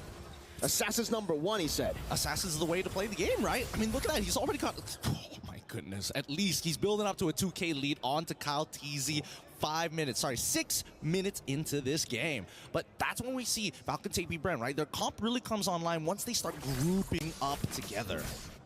Okay, Super Marco able to read it out. Has the Purify. But now with the cables, the way the Dragon comes in, cut those Skies! Wow! Are we playing on mouse and keyboard or something? He's literally pointing, clicking, that man must die, and they find it each and every time. It's a target ability for Skies. Oh, it is. And it's about to get even worse for the side of Falcons AP Bren if they keep on slipping up on these leads from SRG. And right now, the main attack dog, the initiator, Yums, he's doing so much this game. Doesn't have the way to Dragon here, but will be able to knock him up. FlapTZ gonna be knocked out. The penalty got canceled by the stun. CalTZ caught in the Astral Echo. Innocent now with the Abyss Walker as well, very low. No pin down with the Spear of Misery. Good cover from Ogwen. But he's forced to recall out. That's a free neutral objective to the assassin jungler. Honestly, not too bad. At least Falcons AP Bren aren't giving anything over to SRG besides the turtle. Oh, penalty zone though. Onto few. Forcing him to use that black shoes. Not that big of a deal. That's just an alt use. It's not like they're going to fight each other anyways, but SRG, I think they want to invade, and they're considering the options. I mean, they've got the Way of the Dragon ready. They could do it, but at the same time, the lack of purple buff from Sakai's means that SRG just have to wait. You can see the difference in level already. This is why the Assassins have been able to find so much more value in this meta. The clear speed is ridiculous. On top of that, how fast you are, so mobile, you can go and catch a lot of these waves that most utility junglers will have to give up. It's a 2-level lead for Skies, so finally, after 3 games, he finds himself ahead in level against Kyle Teasy. Hey man, similar to SRG, Falcons AP Bren have been known to flip fights over despite having massive losses in the earlier stages of the game. They're great at their timings. Both of these teams have a lot of similarities. Look at Skies, he's again pulling a Falcons AP Bren away from each other, trying to not enable their comp. These cables from Skies, man. Cramming him in lane, goes for the penalty zone. Oh, the tenacity on the boots. Gets him out of the heavy spin, he flickers out of it. Meanwhile, down below, Skies! Man. What? I mean, what can you really say about that, right? It's just unlucky, I guess. I mean, Flapteasy, he's just not, he doesn't have enough stacks. He just got the Thunder Belt as well. He doesn't have enough hybrid defense to survive through it. And even if he does, technically it doesn't matter because Skies has the Malefic Roar. The more hybrid stats, the better it is for me. The more I'll just cut right through it. Man, Wolf and Leo, they were talking about, you know, Flapteasy on the Arlet. He should be able to do what he did at M5. He should be able to do what he did just 2 days ago. This is an unreal stat, 0-4-0. Okay, we can't count them out just yet, right? But we know that the game has been accelerated to a point of no return. I think that from both sides, it could be like a quick game for SRG to move on, and Falcons AP Bren will then take blue side. Or if Falcons AP Bren really want to slow this down, we're hoping for some big plays from the initiators. Like, if not for Flapteasy, sure, maybe they can extend and guarantee a fight win, but Ogren and as well as Kyle Teasy need to work with some angles here against SRG. And unless Yums is caught slacking with that Shunpo, because right now he's playing mechanically perfect. This is a big problem, by the way, for Falcons AP Bren. Oh. Even the hand. Yeah, I'm not talking about Yums recalling, by the way. That's also a problem. You know, it's emotional damage that they are receiving every single tap of the recall. But really for SRG, it's how they're able to utilize the 1-3-1 formation as well. Fanny up top or Moskov up top and then someone else down below. Skies, you blink and you miss that, right? You blink and you die. Super Marco, great reaction time to evade from it. Without the Wind of Nature, he really has to respect Skies' damage. And you can see for Innocent, he's already on to the Lord. Kalteezy to be chunked down. Penalty zone, locking him down now with the help of Yoji. Good left! He misses the final slash. Skies finds it! Okay, they're just gonna back away at this point, right? SRG don't need to extend the lead. They've already committed. I mean, they got Flapteasy's final slash and the flicker as well. Maybe he's just looking for some sort of redemption in these fights, but it's fine, right? Falcons, they can technically lose their outer tier 1 and 2 in mid. They just need to make sure they high ground defense. Oh god, Skies now. Oh, Skies! He's out of there. Jumps. He's out of there. Oh my goodness! This kid's insane! Few now going to be caught in. Innocent able to take him down. Penalty zone locking him down as well. Meanwhile, Way of the Dragon from Yums. Skies again looking for the assassination. Gets knocked up before he can do anything. But they will be able to take some of these turrets. Base turret up top taken down from SRG. 10-0 up against Falcons AP Bren. Ogwen forced back, forced to flicker out. Still with the Lord. This is the first Lord of the game. And they're looking for an end angle. Skies again with the cables. Okay, finally I can breathe here. SRG, they've set up checkmate angle, and we haven't seen a checkmate angle in a long time here at the playoffs, right? A 10k gold lead for the side of SRG, a missing inhibitor from the side of Falcons AP Bren. On this next lore take, Falcons AP Bren really need to discuss how they're going to approach this. Yes, they have zone control, but so far, SRG, now that the Lord Dance is more of a tango than it is a waltz, this push and pull is not in Falcon AP Bren's favor. Not at all. It really feels like they're just so far behind, and it is because they are far behind. Super Marco, super far behind, doesn't have the Wind of Nature just yet. So even when he gets that Wind of Nature, Stormy is going to be a constant threat. Remember, the Astral Echo straight into the almost unmissable Astral Spheres. He's going to have to build double time. Wind of Nature, Rose Gold, and he's going to have to do it quick. Because this snowball is getting out of control. Yeah, it doesn't help the fact that even if we want to see Super Marco to go for the cleanup, Innocent can almost guarantee deal with him 1v1 because he already has the Winds of Nature in his backpack.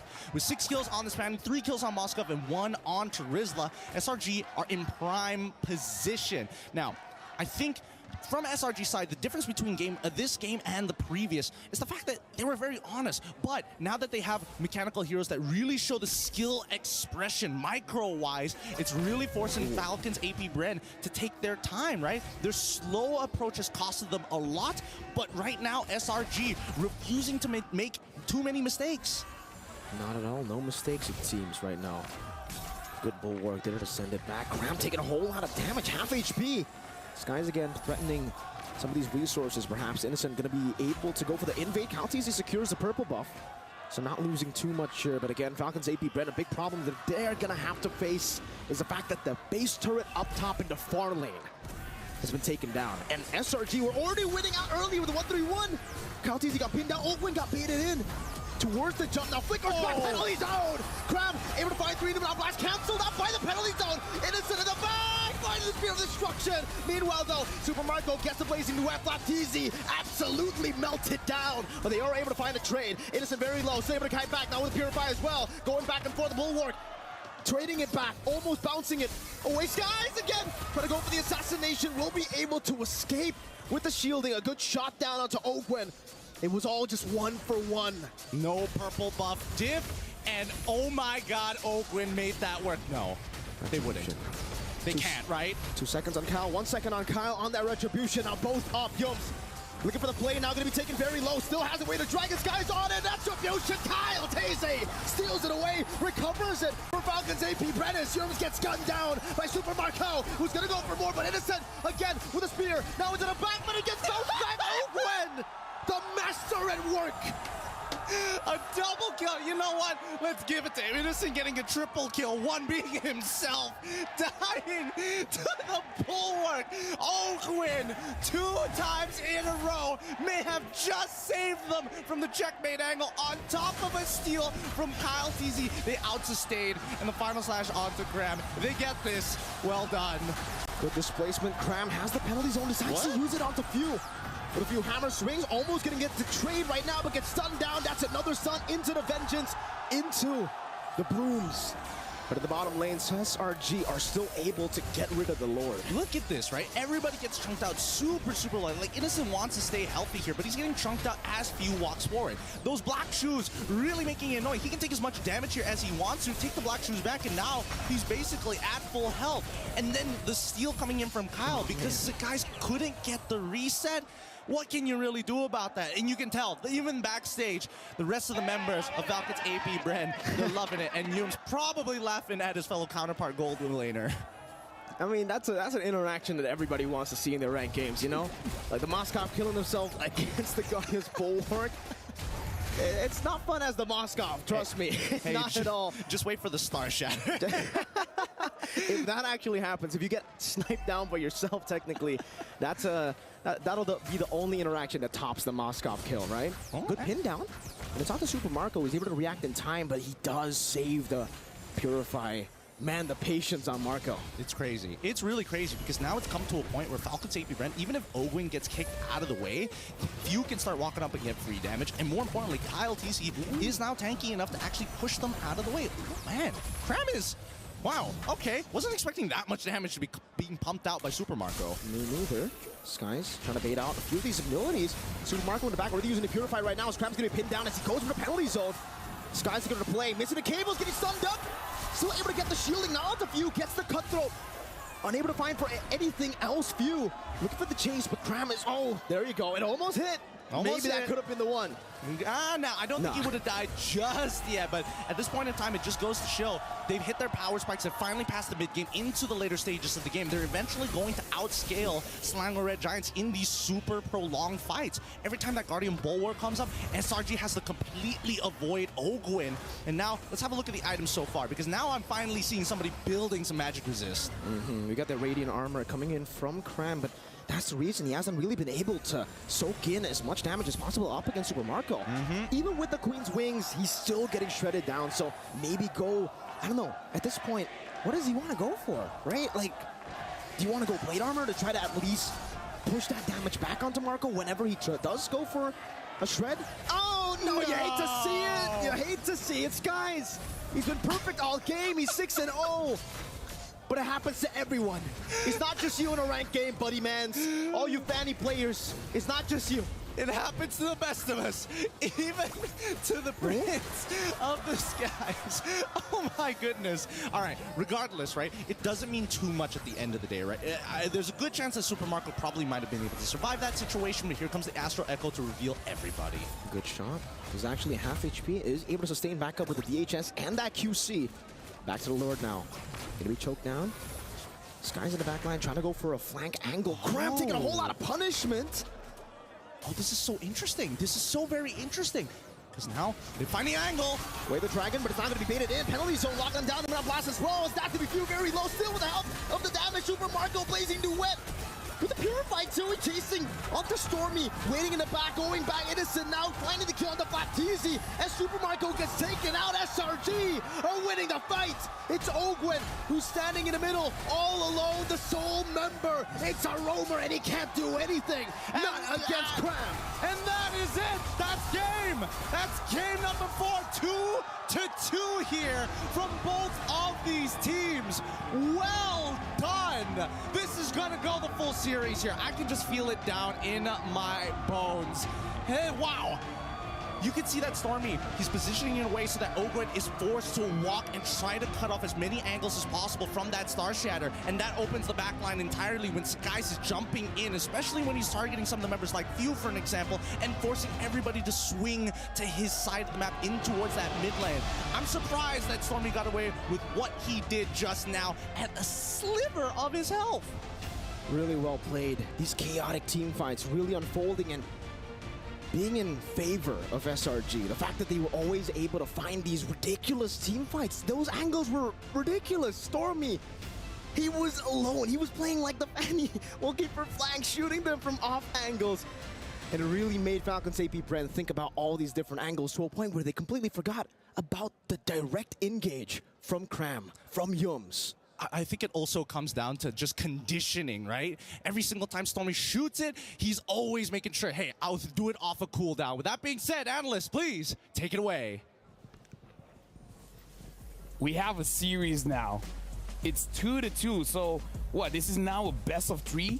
The first guy that wins 2 more games wins it all. And it's mainly because we are now looking at a comfortable Yums and a comfortable Stormy, and of course a comfortable Cram. And you can see them laughing even when they just literally lost a team fight that could have gone really badly for them. They were still laughing. It's because they are comfortable in their own skin. We are seeing like Sakai is just. Oh, by the way, I'm sorry, I'm not familiar about your game. Guys, what a beast with a Fanny. However, yeah, Yums with a choke, you know that it's you know that he is making all of the plays that's necessary for his team. I believe that the Terizla is such a great pick for Cram because it just fits perfectly what he wants to achieve as a player. So I think this should be the hero configuration. Like the priority. SRG. Exactly. How perfect is it that we go full circle? You start off saying, shut down Flap. Flap is one of the catalysts for FCAP success, and they did so in the first 2 minutes of the game. They put Flap on what, 0-3? 0-4 at a certain point. Right? Look at this, look at this. This is and to some level, even Few couldn't play. Even Few from mid on that Lilia with the Purify, with the Black Shoes, couldn't survive our SRG's aggression. This is FCAP bullied into a corner. Even if they did have a comeback angle in the late game, it was just too little too late. Yeah, I think it. Now that you're gonna be thinking like, surely the Akai works a lot, but I think that FCAP, they're the ones that aren't comfortable in their own skin. I think they really want to play forward. They want to make sure that they have this claw to go to the late game. However, it wasn't enough in the end. Yums was phenomenal with the Cho. I believe the way that he spaced out in the early stages. And I think it was the Fanny was indeed a problem here. Can I say I'm impressed by how the players are looking so calm and so composed because let's see here. My heart rate is 111. I don't know how they can take it. I remember back in M5 when when there was an actual notification. Yeah, I had a notification. It's like, bro, your heart too fast. Calm down. You gotta relax. You gotta relax. Last time that happened, they went 7. Oh yeah, it could go all the way because right now they're trading blows and like our caster said, both teams like blue. Yep, so far blue side because you get the Ling, you force your opponents to react towards you, and in this case it's going to be the Fanny, so there will be a little bit of a change up for sure. I think that Falcons AP Bren might want to consider getting to the blue side once again, and I think the main reason why is because of the presence of the chip. It's like an auto ban. You have 2 bans. Yeah, a mandatory ban, I would say. So that really opened up this Fanny because the Ling was already banned out, and then they had to be forced to pick up the Fanny. You know? Yeah. Despite the pick advantage that I'd argue FCAP had, right? Especially in that last phase when they got the Lolita finally, and then the Lilia going up against a Cho and a Novaria. Yeah. The play was just what put SRG over. Constant aggression, timing out wherein you're expecting to be able to hold in. Like in the early game in the XP lane, SRG said, "Nuh-uh, FCAP, you ain't playing." I like how they dealt with it. It's like, okay, let's ignore mid lane because we are not gonna win mid lane anyways. Let's just farm. I'll clear the waves of Novaria. I'll pop second skill and first skill. I'm gonna be okay. I'll just get out of there, and then come the mid game, I'm very strong. Fanny did the heavy lifting in the early stages of the game. Speaking of which, that's our Sony MVP. We gotta check out Sakai's on this Ling. I mean, at this point, like, if they win it all, this is, I would say, a good contender for MVP of the Grand Finals. Fanny. Playing the Fanny. Yeah. Yep. Sakai's the limit, as we've mentioned. I think in the... he was part of the first 2 kills. I'll be honest, guys. I went to the comfort room, and then when I get back, it's a 2-0 already for the Fanny. What happened? What happened? It was a 6-0 even, as bad as that. Yeah. Like a few minutes later. I was very fast. It takes a very special kind of jungler, a very special kind of assassin player to do what Sekais did here. Yeah. He looked at the knob for aggression and turned it up to 11. Yeah, we talk about his retribution as well. I mean, like, it wasn't really on display for this game. I mean, like, he was able to steal that one, but a lot of steals, even from yesterday, coming in from Skies. And that's most important. And look at this. They already know that they can initiate. I think Super Marco popped the Purify way too late. Could have gotten out of that, but yeah.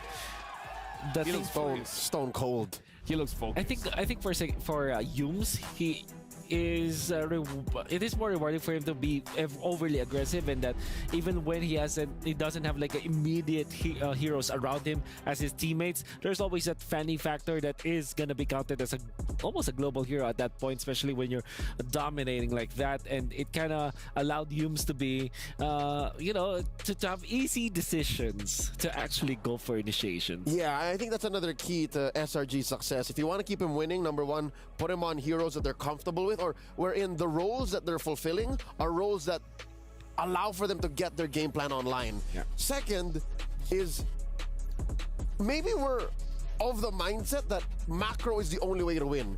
With SRG entering the grand finals picture, maybe actually just team fighting up until your opponent can't out macro you anymore is a valid strat. Yeah. Because that's what happened here. No, legit, I agree. I'm a big fan of team fighting here. But for now, we have a special bit here where Eterna and Wheezy are talking to the founders of the team. So let's check it out.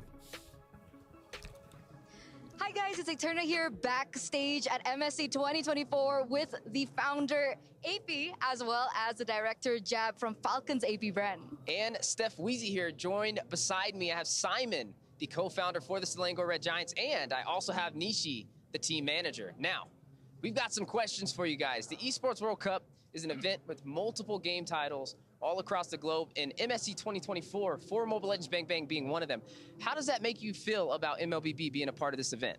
I feel very grateful that Esports World Cup actually recognized MLBB and take them in part of the discipline in the Esports World Cup. So it's fantastic. It's very good for the ecosystem for Mobile Legends community in whole globally. So we're gonna throw the exact same question. Did you guys hear it from Weezy? Okay, we're gonna start with you, AP. What do you think about MSC this year? It's very excited because this is the first EWC. We want to show to the whole world that the AP brand, Falcons AP brand, will still the #1 MLBB in the whole world. I mean, it's looking like it right now, obviously. But you guys have heard the chants. You guys have heard the support for Falcons AP brand, and you're not even in your home country. By the way, what do you guys think? How do you feel to be celebrated at this magnitude? We'll start with you, Jem. Really appreciate all the fans that came in, even our countrymen just visited from far away and just flew in to Riyadh just to support our team. Even the locals, we really like the attention and all the cheering, all that. I think you can hear it too. So we're very, very appreciative of all that. Now, Nishi, I'm going to extend you the same question. How does it feel to be celebrated on this magnitude? And also, in addition, what message would you have to give out there to the fans supporting the Selangor Red Giants? Yeah, first and foremost, I feel very grateful that there are some of our players' family that come to here, support us, and also the Malaysian around Saudi Arabia that come today for us. And also, not to forget, our fans from Malaysian and our SRG fans at Malaysia. All right, thank you. So you guys, we don't want to hold you guys too long. I know you guys are just as nervous as we are. So we had final statements for Falcons AP Bren, especially the audience who really came through today, and especially for those of them who are watching online. AP, do you have a message to them? Thank you to all the Filipino fans and the fans of Falcons AP Bren. And I hope that it will be a good match, and I congratulate the SRG as our grand finalist here in EWC. Yeah. All right, that's it from us, ladies and gentlemen. I'm going to send it back to the studio. No final words from Simon? I think there's Serumpun. Okay, I would like to hear some words from him. But you know what? MLBB, let it be a mainstay here at EWC. It's been great so far, hasn't it? Long live MLBB. Long live MLBB. We're only a few seconds away from entering the draft. Right now, it's a 2-2. So at this point, it's a best of 5. The first team to win 2 games is going to win it all. So, again, it's just reset over reset. 1-1, 2-1, 2-2. What if it's like 3-2, 3-3? It's going to be insane. I think that's key for FCAP right now. They are in a, I'd say, unfamiliar territory, but that's not true given that they did suffer a 4-0 loss in the grand finals. They did not get a chance to reset there. Now I think the reset is all the more important. Hey. It's clear that the picks have to be adjusted for. Here it is again. But also, you have to recall that the tempo has changed. Yeah, and I also want to say, and I hate that I only remember this now, the grand finals for Falcons AP Bren, or when they were Bren in M2 and then in M5, they all went 7 games, so they all went the distance. Are we cutting through multiple timelines now? Yeah. Are we throwing back to 3 years ago and to 6 months ago? Let me just say, 3 years ago feels like yesterday. Across 3 different parts of the world, Singapore, the Philippines, Riyadh. Yeah. I think I'll be happy to be, take all the best parts of that. Yeah. Inject a new superpower in MLBB. Revitalize Malaysian MLBB. It's the new landscape, right? It's the new competitive landscape. But again, we're jumping into the draft here. I believe even before we see the pick and bans, whoever has blue side has this innate advantage. Like when you have teams that are more or less equal in strength, whoever has the priority just has a little bit more advantage. Is this Project Next in MLBB Esports? Project Next Project Forward. Maybe that's the new one, Project Forward. Project Next Hey, I think this is the only way to go, right? Forward. For years now, we've played in a macrocentric metagame. We've played wherein trading and cross-map plays matter.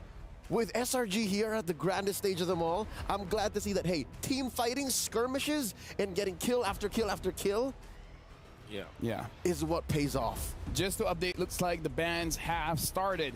Falcons AP Bren has banned out Angela, Teresa, and Moskov. Looks like they are going to be on blue side first pick. SRG is going to be red side second pick. SRG banned out the Chip, the Julian, as well as the Ling. Falcons, AP Bren, and SRG. Probably Roger first pick? Harith and Roger are both open. Roger it's gonna first be the pick. Roger first pick for FCAP. And that means... Does SRG go Fanny? What about the Harith, right? Fanny Harith? Yeah, that works. Harith Valen? I think Nobody- I love the idea of the Fanny, actually. Nobody cares about Louis anymore, man. Yeah.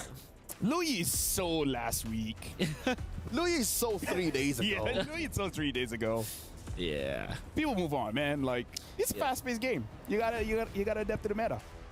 I like the odds for I really like the odds of or the Fanny. I would be very happy to see another there we go. Sakai's Fanny. Valentina Harith. Okay, Harith and Valentina. Very strong combo, obviously. Pick up the Terizla at this point, right? Yes. Pick up the Terizla for Falcons AP Bren. Denying it away from Cram. Yep. Oh wait, no, sorry. Terizla is banned. Oh, Terizla is banned. Okay, so this is Pick up a Farsa? so difficult to kind of think there. Do you want to go Farsa against Valentina? Yes, 100%. Apart from that, you pick up Arlet. Arlet is open, right? Yep. It's open. But Roger Arlet not. Okay, here we go. Okay. Or you can go crazy and just pick up a Claude and then put the Roger in jungle. Or a Moscow. early? Oh, the Moscow Moscow ban. ban. Wait, they pick up the Fanny? And the Phobius! Fanny Phobius? That's why I really thought that the Fanny should have been picked Hayabusa. by SRG. Do they? So they answer the Fanny with the Hayabusa? Is that how it is? If you don't pick it up, it's gonna get banned. Yeah. Unless you have something like a Hellcrit in mind. Yeah, well, Or Saber. again, this is Phobius that they're facing. So you need physical damage too to match up against this Fanny. Wow, Kyle wants to show up his Fanny as well. I think, are you forced to go Alpha this time on? Yeah. What about Boxia? Okay. It's It's Alpha. Alpha. There you go. Yeah, you're forced to. You're really Okay. I'm gonna take the casters here. This is quite the loop here. What do you guys think of the opener for both teams? Falcons and Bren, they pick up the Fanny. SRG have to respond with the Alpha. I'm not gonna lie to you, LaFell. I had a sneaking suspicion. Nobody just lets Harith go for free, but at the same time, the Alpha on top of it all, it's a little uncomfortable for me. Yeah, I think, last game when I saw the Fanny for SRG, I was like, all right, great. But the Alpha, not doing it, not doing me the same, not giving me the same feelings, definitely, especially considering the Phobius. He's gonna get so many procs. Luckily, I would say that the Valentina technically can steal away that ultimate, so there's a good response there at least. Well, the Barats gets banned out, so that's kind of good. Like, I feel like if they're able to do something to Flap TZ, like, that might be a way for them to win this one on the red side.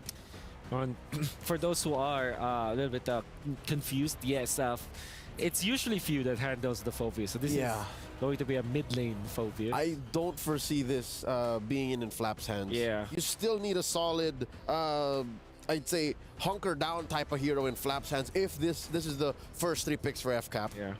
I wonder if SRG are considering getting the Esmeralda for... but that means that they will be so focused on magic damage. It's so reactive. Yes. It's again, the story of the Hilda all over again. Yeah. What I do want to see is Uranus for SRG. However, I believe that the best option here, honestly, for SRG is to pick up a Yuzhong. Lapu Lapu seems an okay pick, but I think the Yuzhong just... Wait, what about a Grok here? Grok or Cho? Cho is great overall for SRG. I'm not so sure if this single-handedly blocks out the Ruby, because Ruby will also proc the Phobius. Yeah, that's true. Might even go into the hands of Ogwin. Might just go Tigreal at this point. Tattoo's still open here. For SRG. You also don't want to Cho, one of Hume's favorite. Yeah. Or, what if this is the game that they pick up Hilda? The, the Malaysian react. It's, Yeah, I was waiting for that. I yeah, that's. Like for those who don't know, actually, we cannot see LaFell right now, We're like not our directly line of looking at sight. him. Yep, that's the Thai grill. Makes a lot of sense. Good against the Fanny early, good against the Roger. Thank goodness. I mean, okay, Gideon, what would you react if they pick up the Hilda? If they pick I up saw the his Hilda, reaction. He was shaking his head already. He was smiling uncomfortably. You called it, Wolf. It was the Malaysian reaction is not good to that Hilda. I was about to drive my fist through a wall if that was going to be the case. Yeah.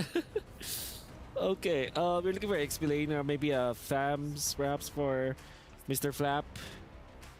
Yeah, or they pick up the Yuzhong actually. So they move forward. But the Valentina is there too, so it's a bit of a risk. Like it's a good pick, but you know there are risks. Maybe even like Lapu or something. Okay, Edith and Tams Edith as predicted. Okay, now you're left with the Cram Hero, right? Yep. Ah, that's just this. I think you're stuck with the Borg. I'm okay with the Borg. Or if you wanna be risky, go for the CC. I think the Borg is best. You're gonna need all the extra health you can get. All right, they pick up the Borg indeed. Perfect. Got him. Thank you very much, analysts. You guys are doing an amazing job in the drafting phase. Speaking of which, casters, you guys are doing an amazing job casting this game. So why don't you guys do that? Thanks for allowing us to do our jobs, LaFell. The match is about to commence. The points dead even, 2-2 in a best of 5. Well, game 5 in a matter of fact, best of 7. Oh my. I don't know. I'm flabbergasted with this. I don't think anybody was expecting Malaysia to have a performance like this against the Filipino representatives of FCAP nonetheless. It goes to show you the right side of the bracket that most people said was an easy bracket. How easy was that bracket if this is the grand finals we get to witness? I don't know, but if SRG is able to take it all the way, it begs the question about all their competitors before them. But it's time as we head into the land of Dawn to prove the theory whether blue side is going to maintain its 100% win rate here in the grand finals with Falcons AP Bren up on blue, SRG up on red. Let's take a look at this composition, right? The Alpha. I think it's going to be very, very good, especially in the early game. It's really all going to come down to how they can shut down the Fanny. I think it's a similar vision for SRG that Falcons AP Brand had in the previous game, which was go and invade purple buff number 2. Try to just take the purple buff away from the Fanny. And that's what the Thamus does find a lot of pressure here. But honestly, when it comes towards, you know, the later stage of the game, I don't know how the Samus will play out against, you know, the Harris, the Alphas, where they're going to be able to actually kind of burst him down. And the Vengeance won't really have the same effect as it did for Falcons AP Brand like it did back in game number 2 for SRG. No, I can agree with the sentiment here, but I think, you know, especially when you do have the Thamus, it kind of opts to tell you, like, I want to have some form of control and dueling power. Oh, God. And this is it. The Spear of Alpha straight into under the turret skies. Finds first blood again.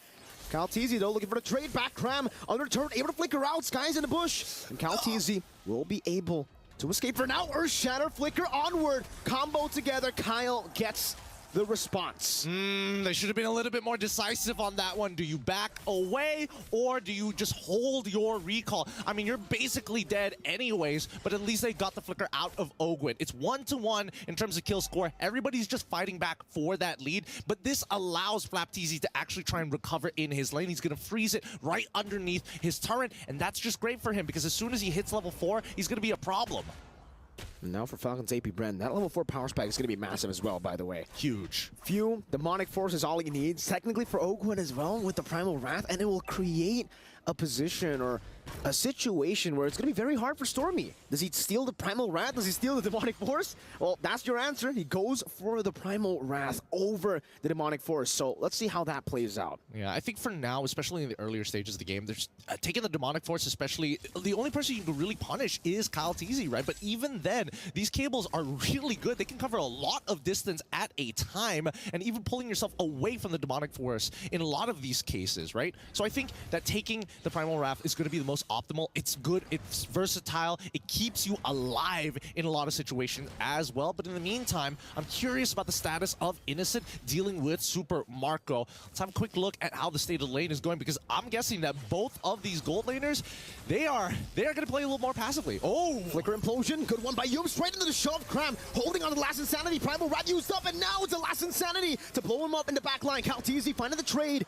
and it's going to be 1-for-1 right now. XP traded for Rome. Flapteezy, no vengeance on him. Good Terrify from Stormy, forcing out a Demonic Force from Few. And just like that, SRG, they're playing their cards really, really well. Now with the cooldown on the Demonic Force, no resets, they should be able to take the turtle for free.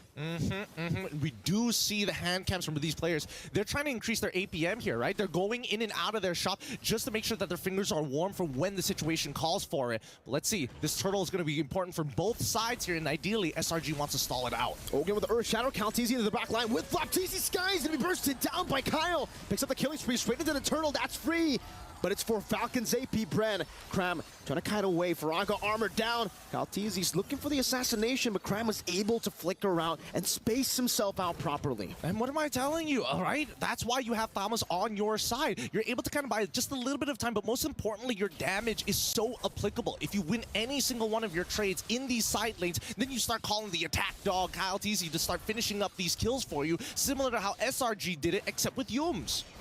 Slowly but surely for Falcons AP Bren, that's always been the way they take their games, at least the winning games, right? It's all about building the gold lead very steadily, utilizing the macro advantage, and then suddenly going for a big team fight with that power spike hitting. Well, regardless, at this point, I think that even between Calteezy and as well as Sakai, if you look at the gold in favor of Calteezy, a slight EXP lead for Sakai, and that's going to change very quickly since there's plenty of camps up still left for Kyle. By the way, I didn't really notice this at the start of the game, but it fused on Brave Smite on the Phobius. So I would say it's an interesting emblem to take, right? Because usually would maybe want to go for Impure Rage, try to get more mana, stuff like that, all about sustain. Calteezy wants to go for the assassination, though, finds it in the bottom lane. Xborg, usually you can sustain, usually you can get out, but Flapteezy's just munching on that Faraga armor. I mean, when you get ganked 3 times like that, you know, how many times has he been canceled a recall? How many times has he had to sacrifice himself and trade down against Falcons AP Bren? And to answer your question, why Few decided to go for Brave Smite is because he bought first item Gleaming Gem, right? Every single time he gets a level, he's going to be able to get some mana as well as HP. Speaking of which, Ogwen. Good shove down. Ogwen forced to use the Primal Wrath. Oh, baits out the implosion too. Oh no. Is this a dive angle? They know that Harith doesn't have the Zaman Force. For now, not yet. I think, all right, at this point of time, right, if we are really thinking hard about this, I think that Falcons AP Bren are in a much better position than SRG. They know that a majority of the ults are down, so whoever's low, quickly reset, come back. We need to do this fight. We need to potentially have a fight, but at the very least, blitz down this turtle. You can see Flap's damage there, zoning Yums away. And you can see for Selangor Red Giants, they know that there is no way they can contest for this turtle, not with their HP bars. And they'll decide to back away. Just deja vu to game 1, game 2, where they had to come back in the game. Innocent going to be engaged on, forcing the Zaman Force out. But Innocent is able to space out in a way where if you can't really go for the chase, it'll be too greedy to do so. Cram in the mid lane, just poking Ogwen down. Well, they're going to take their time with the skin. FCAP, they've been like slowing things down a lot. Ooh, Thunderbelt first item coming in from Flapteezy, just to make sure that it's like, oh no, I'm not trying to War Axe, I'm trying to get real tanky so that at least even in the late game, I have some form of relevance there. Now he's opting to build a War Axe, but he's going to take some time with this, right? At the end of the day, the most important ones are the insurance policies, and that's going to be in their gold laners. I'm seeing Super Marco and as well as Innocent both contesting pretty heavily, but it's going to be Super Marco who has the lead for now.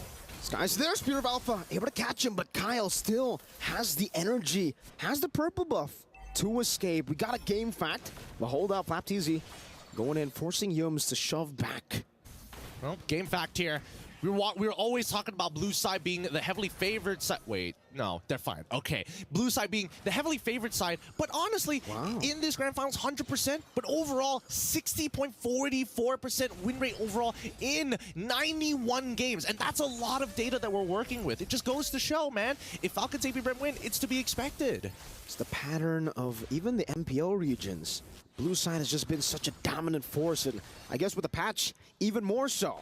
Flapteezy and Ogwen, though, Again, really trying to control the enemy jungle. FlapTZ just trying to maybe even invade some of the creeps here. Cram going for the poke. Owen able to onward defensively. Falcons AP Bren know better than to go for the fight. They know that they have an advantage now with the Fanny to clear out the side waves, to actually shove it and force SRG to lose some XP and gold. I totally agree with you here. I mean, look at how shoved up the waves down on that bottom side, right?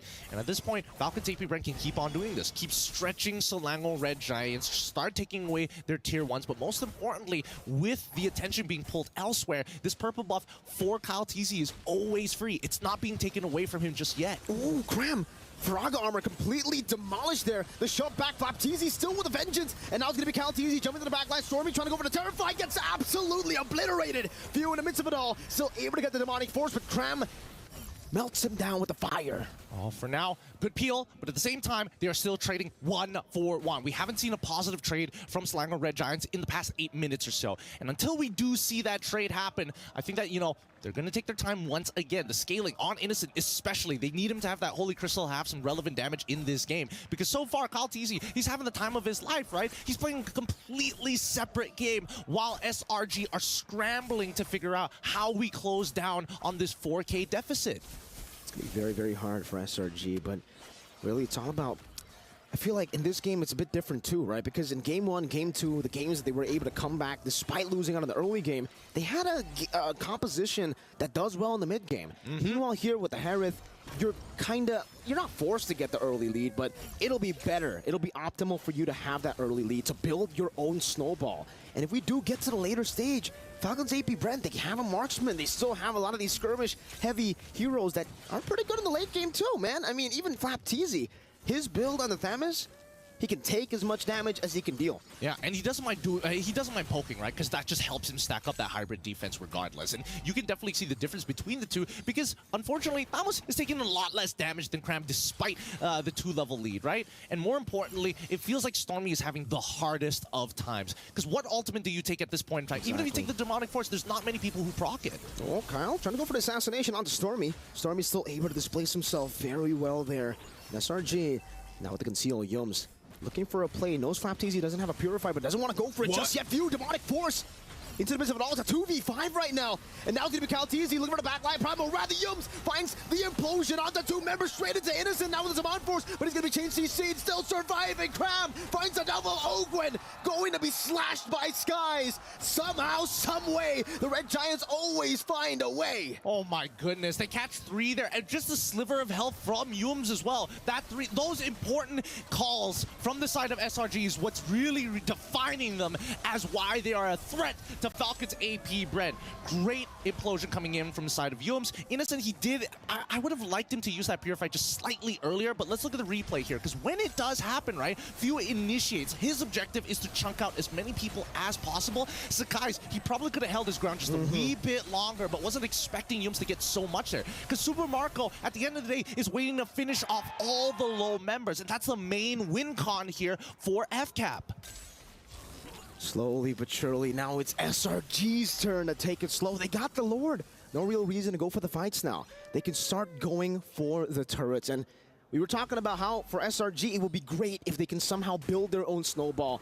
And it happened right as their window opened. That was their power spike. Innocent getting into the mid-game, 10-minute mark. And now with the Lord in the mid lane, they're starting to get some structures down as well. Yums to the flank. The conceal spotted by Ogwen. Primal Rat stolen away. Falcons AP Brand's got to respect this. Marco dealing some damage onto the Faraga armor. Now the Holy Defense going to be procced in the mid lane. No, they keep it alive. So far for SRG, they've only managed to take mid and top, and they're actually going to lose a tier 2 down below. Kyle TZ this entire time just headed down to the bottom side. He knew that he's basically going to be useless if he has to take a traditional front-to-back against SRG. So he opts to take the on the opposite side of the map. At least his team doesn't have to worry about that side. Super Marco with the GDS already just knows he's going to get attacked, he's going to Purify, he's going to transform, and just walk away and maybe look for a re-engage down the line. But most importantly here, I think that SRG, especially for Sick Guys, for him to start the fight is a bold claim. I think that Falcons AP Bren, they want SRG to find these big engages more often than not so they can initiate, right? It's really that implosion that they're worried about. They don't want to repeat the same mistake twice. Great cross-map plays here by Falcons AP Bren, able to find another Tier 2 turret. And these are small wins. It won't win you the game instantly, but slowly but surely, just with the tempo shifting, and with Falcons AP Bren having so much more prio on the map later on, especially considering, you know, they can shove a bit deeper, they can start invading, they can start looking for these angles that the composition will definitely find a lot of value with, right? If they are able to attack from different angles, force SRG into a non-front to back, it'll be great for them. Spear of Alpha onto Ogwin, straight with the fire to Ogwin, force the flicker with the Primal Rat, now Cram! Last Insanity, straight to the skies, and now it's gonna be Cram still kiting away, Few with the Demonic Force, now with the Vengeance as well, but he gets bursted down. Now Kyle looking for some more damage, Few jumping around but gets caught by the spear. Skies on a killing spree, Marco keeps on going, finds a double, the turn to tides around, Innocent in the midst of it all, looking for the play. Cram has the Faraga armor back up, Super Marco forced to run away. And that's the GDS diff. That is the GDS diff. Clean him up, Kyle. Fight. Oh, he doesn't spot him. Crab. Oh, no, he walks out. He's trying to do it all over again. He ends up giving a Crab. Lost his cool at the very end, dude. He had no idea. But yes, the GDS difference there. Gets the Faraga armor, uses the last Insanity, kites away from it. And even Innocent, honestly, the placement of the Zaman Force actually mattered there. The 10% slow could have been what they needed to win out that fight entirely. Let's start with the position of Yums. Just look at where he's positioning, right? He knows, he spots out Kyle and completely shuts off that zone, and Kyle quickly turns around. Now, if Kyle got his damage down in, then Super Marco has the green light. Innocent, though, dealing a whole lot of damage. Ogwin, even with the Primal Rep, gets completely obliterated. Caltese into the back. Eum's doing the same thing again. Stormy able to flicker out with the Primal Rat ties!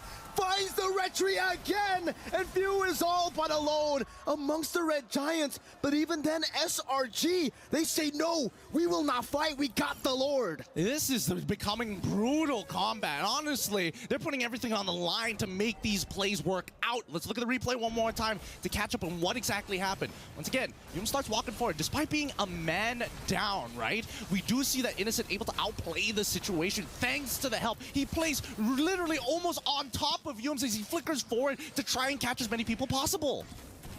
Now it's about them utilizing the Enhanced Lord. Caltese was able to secure the orange buff. Now in the mid lane, Flapteezy to get a bit of damage. The Bloodwings already done from Innocent. Look at the burst damage onto Flap, forced to use the ultimate as the Lord charges in. Innocent still holding on to Zaman Force, knows that there are going to be more waves. Few brought back to the team, now forced to use the Demonic Force. Absolutely gunned down from the skies with the Demonic Force. It didn't even matter. That was disgusting. That was disgusting. He literally got behind him and pushed him back into the team. This could be an end angle here. Gwen, Earth Shatter not connecting. Now with the Spear of Alpha from Skies, unable to connect. It seems they are struggling. Caltese gets bursted down right as he cables in. The base wide open. Selangor Red Giants take match point. They're the first to touch it. MY, 3-game win so far in this best of 7. They need one more to get the title here. All smiles on their faces, but oh my goodness, nobody would have expected it to be in this fashion. SRG find themselves in the